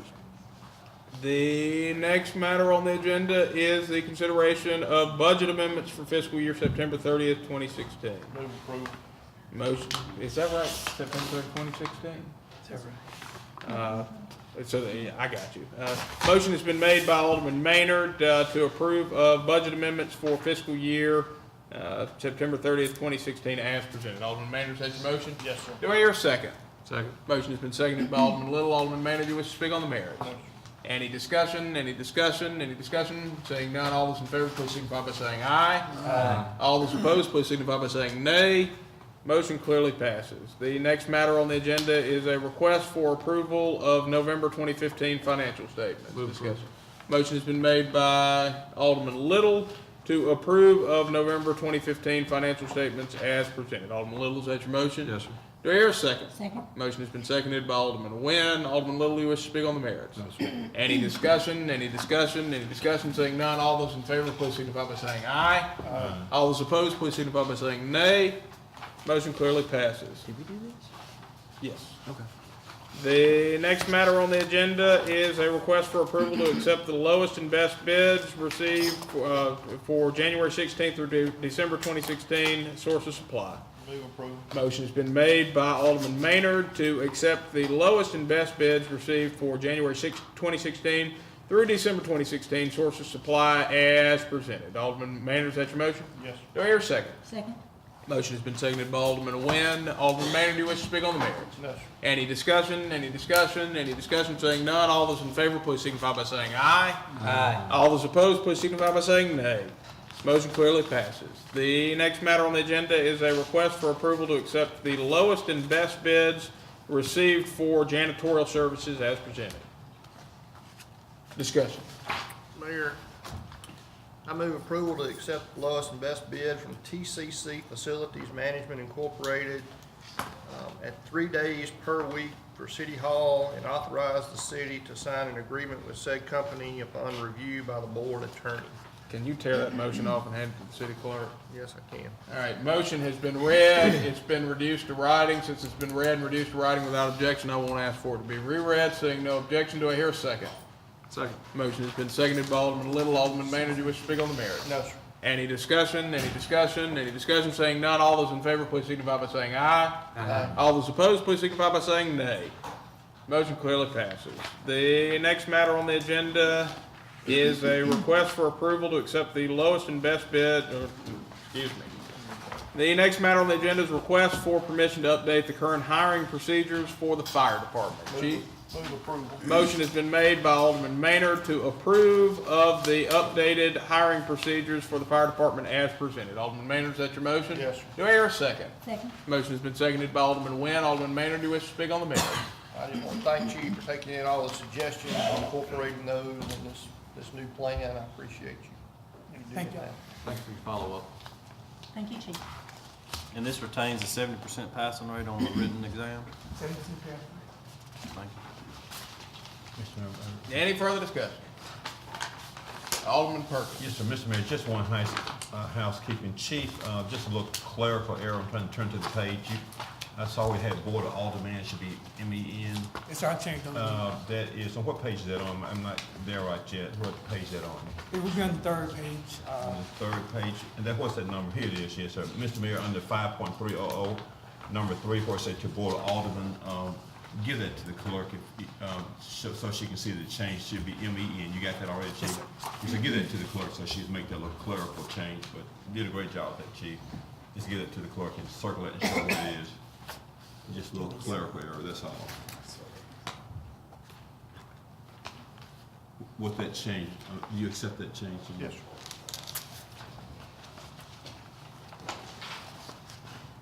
Without objection, clerical change has been made. Any objection, or any further discussion? Any further discussion? Any further discussion? Saying none, all those in favor, please signify by saying aye. Aye. All those opposed, please signify by saying nay. Motion clearly passes. The next matter on the agenda is a request for authorization to advertise to fill vacant positions of laborer in the Sanitation and Environmental Services Department. They move. Motion has been made by Alderman Maynard to advertise to fill the vacant position of laborer in the Sanitation and Environmental Services Department. Alderman Maynard, is that your motion? Yes. Do I hear a second? Second. Motion has been seconded by Alderman Carver. Alderman Maynard, you wish to speak on the merits? No, sir. Any discussion? Any discussion? Any discussion? Seeing none, all those in favor, please signify by saying aye. Aye. All those opposed, please signify by saying nay. Motion clearly passes. Next matter on the agenda is a request for authorization to advertise to fill a vacant position of deputy clerk payroll. So moved. Motion has been made by Alderman Maynard to authorize the advertisement to fill the vacant position of deputy clerk payroll as presented. Alderman Maynard, is that your motion? Yes, sir. Do I hear a second? Second. Motion has been seconded by Alderman Nguyen. Alderman Maynard, you wish to speak on the merits? I do. I have a question for Ms. Halbert. Ms. Halbert, on this under education and experience required, there's a statement in there that says any equivalent combination of related experience and/or education is determined by the city clerk. I would like to add in there, and the Human Resource Management Department, Yes, sir. and then approval by the mayor and the board of aldermen. I think that's the standard language in most of these. I just want Yes, to sir. make sure that is. So Mayor, with that change, I've got that reduced in writing. And we've got the motion pending. Yes, sir. Without objection, the motion will be changed to add the following language to the education or job and/or job experience section, and the human resource management department. Is there any objection? Any objection? Seeing none, the change has been made. Any further discussion? Alderman Perkins. Just very briefly, Miss Howard, I think it's going to be my last thing to say in open session tonight, but let me just say this. I want to thank you for an excellent job. You remember my comments when we got ready to hire this person to promote. Remember at the second meeting, and this is no reflection on your work, it's going to be very brief, about 3 minutes. We promoted this person to this position to payroll clerk at our second meeting in November of 2015. And then this person went into this position on November the 27th of 2015. Was gone for about 2 weeks and came back about December 7th, 8th of 2015 and resigned on December the 31, 2015. The point I'm making is that, you know, I'm sure whoever's on the panel, I would take it that you and the city clerk and maybe Mr. Boyd or whomever, and this is no reflection on y'all because y'all doing a great job, okay? But I want to personally ensure that, you know, and y'all doing a great job, I want to personally ensure that we try to get somebody, of course, we're always going to get someone who's very best and most qualified, but we need somebody who's going to be there more than just 2 or 3 weeks. I mean, this is just really ridiculous how this played out, but of course, I guess, those who recommended for hiring didn't know, but I mean, the person gets in the job at the second meeting in November of 2015, get in, then go on vacation, come back in the middle of December and almost Christmas time, then we get the resignation, go home. You know, that's just ridiculous. So hopefully whoever gets this position, I mean, in any other employment position, I want them to stay there because I think you mentioned at the last meeting, you know, Aldermen put this under the city clerk's office, which I voted for. But, you know, you spend your time training, or whomever spend time training these people, the staff time is just important. So I don't know who's going to train this person, whether it's you or the city clerk. I know the position under the supervision of the city clerk, but we just don't have time to be wasting training for people who are not interested in working with the city of Starkville. That's not your fault, not fussing at you, but I just want to be constructive. It's give a lot of my input and experience from almost 23 years on this board, but let's just try to make sure we feel this position and any other employment position, we want to hire people who are qualified, who are experienced, who want to come to work, who want more than just a pay raise and a paycheck. You know, just like we hired a police officer just 2 weeks ago. Remember the line item, I removed this person out of the line item and put it in Alderman Perkins voted no. And the gentleman that we hired, is no longer with the city. So, you know, I mean, we need to take these things real serious so we can make sure we have a good workforce. You know, we hired this gentleman as a police officer, and he stayed a few days, you know, after a previous experience. So we need to make sure we do a good job with the people that we hire. So I just want to say that you're doing a great job, and, you know, we need to have somebody who's going to be able to payroll more than 2 or 3 days. You know, they say they want to work for the city, but, you know, they want to come in and do nothing and get a paycheck. Then they want to ask the mayor for a pay raise. They want to ask all of us for a pay raise and, you know, adjustment, realignment, anniversary date. They want all the money, but no work. So, you know, you don't have time training. Our director of finance administration, that's the correct title, I got it. She don't have time to be training nobody unnecessarily. So let's get somebody. And payroll is really important. Yes. It's really important, Mr. Mayor. You know, they got everybody to check and garnishments and all these things, and none of us want this money messed up. So I didn't mean to take a lot of unnecessary time. I promised in my last comment tonight, but I had to say that. Those were earmarked on my agenda. So, and hopefully when we come back to that recommendation on the first meeting in February, y'all can make the vice mayor really proud that we're gonna hire us a payroll clerk who's very experienced, who's qualified, who's seasoned, and who's interested in staying here with the city of Starkville, who won't use this as a stepping stone. There's no micromanagement here, but I just want to make these comments. And Mayor, I have yielded an open session for the night. Thank you. All right, I've got Wynn, then Vaughn. Alderman Wynn. Thank you so much. And of course, this is not directed to you. Vice Mayor, Yes, ma'am. I just want to say that you got to have that little crystal ball somewhere. Share it with us sometimes because it's certainly working for you. And you specific, Mayor, may I be recognized? You may. I'm sorry. Now, what are you talking about, lady? Because, I mean, you kind of, well, I wouldn't say that he warned against, but he did not vote for this person to work for the PD department. And then he railed against someone taking about 2 weeks of vacation, and I think he foresaw some of this coming up. So I just want to thank you for using your little crystal ball, so. Thank you. Thank you. I just had to say that. Thank you, Mayor. Thank you for that time. So I want to come pat you on the back, but anyway, it's good. Thank you. Alderman Vaughn. Who gonna train this payroll clerk? Who gonna train her? I will. You got to train payroll clerk and run personnel. Yes, sir. City clerk will also assist in that. Okay, so it'll be a dual role. Okay, good. Okay. Further discussion? Any further discussion? Any further discussion? Any further discussion? Seeing none, all those in favor, please signify by saying aye. Aye. All those opposed, please signify by saying nay. Motion clearly passes. Next matter before you is request for authorization to hire 2 temporary full-time employees to assist with duties in the sanitation department. Move approval. Motion has been made by Alderman Vaughn to hire 2 temporary full-time employees to assist with labor duties in the sanitation and environmental services department as presented. Alderman Vaughn, is that your motion? Yes, sir. Do I hear a second? Second. Motion has been seconded by Alderman Nguyen. Alderman Vaughn, do you wish to speak on the matter? No, sir. Any discussion? Any discussion? Any discussion? Seeing none, all those in favor, please signify by saying aye. Aye. All those opposed, please signify by saying nay. Motion clearly passes. The next matter on the agenda is a request for approval to accept the lowest and best bid received for January 1st, 2016 through June 30th, 2016. Source of supply listing for Starkville Utilities Electric Division as presented. Move approval. Motion has been made by Alderman Little to approve of the lowest and best bid for January 1st, 2016 through June 30th, 2016. Source of supply for Starkville Utilities Electric Division as presented. Alderman Little, is that your motion? It is. Do I hear a second? Second. Second. Motion has been seconded by Alderman Vaughn. Alderman Little, do you wish to speak on the matter? No, sir. Any discussion? Any discussion? Any discussion? Seeing none, all those in favor, please signify by saying aye. Aye. All those opposed, please signify by saying nay.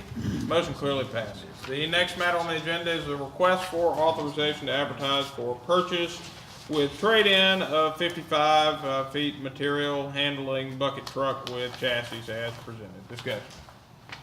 So moved. Motion has been made by Alderman Walker to authorize the advertisement for purchase with trade-in of 55 feet material handling bucket trucks with chassis as presented. Alderman Walker, is that your motion? Yes. Do I hear a second? Second. Motion has been seconded by Alderman Nguyen. Alderman Walker, do you wish to speak on the matter? No.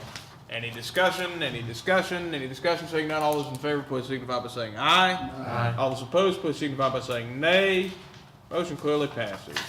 The next matter before you is a request for authorization for Terry Kemp to travel to Franklin, Tennessee. Motion has been made by Alderman Vaughn to authorize Terry Kemp to travel to Franklin, Tennessee for TVPPA all-member meeting on Wednesday, February 3rd, 2016 as presented. Alderman Vaughn, is that your motion? Yes, sir. Do I hear a second? Second. Motion has been seconded by Alderman Nguyen. Alderman Vaughn, do you wish to speak on the matter? No, sir. Any discussion? Any discussion? Any discussion? Seeing none, all those in favor, please signify by saying aye. Aye. All those opposed, please signify by saying nay. Motion clearly passes. That exhausts the open session portion of our agenda. You do have matters for your potential consideration in executive session. Motion to go into closed session. Motion has been made by Alderman Maynard to go into closed session to determine whether there's a need for an executive session. Do I hear a second? Second. Motion's been seconded by Alderman Vaughn. All those in favor, please signify by saying aye. All those opposed, please signify by saying nay. Motion clearly passes. I'll ask the public to vacate the premises so that the board can begin closed session deliberations to determine whether there's a need for an executive session.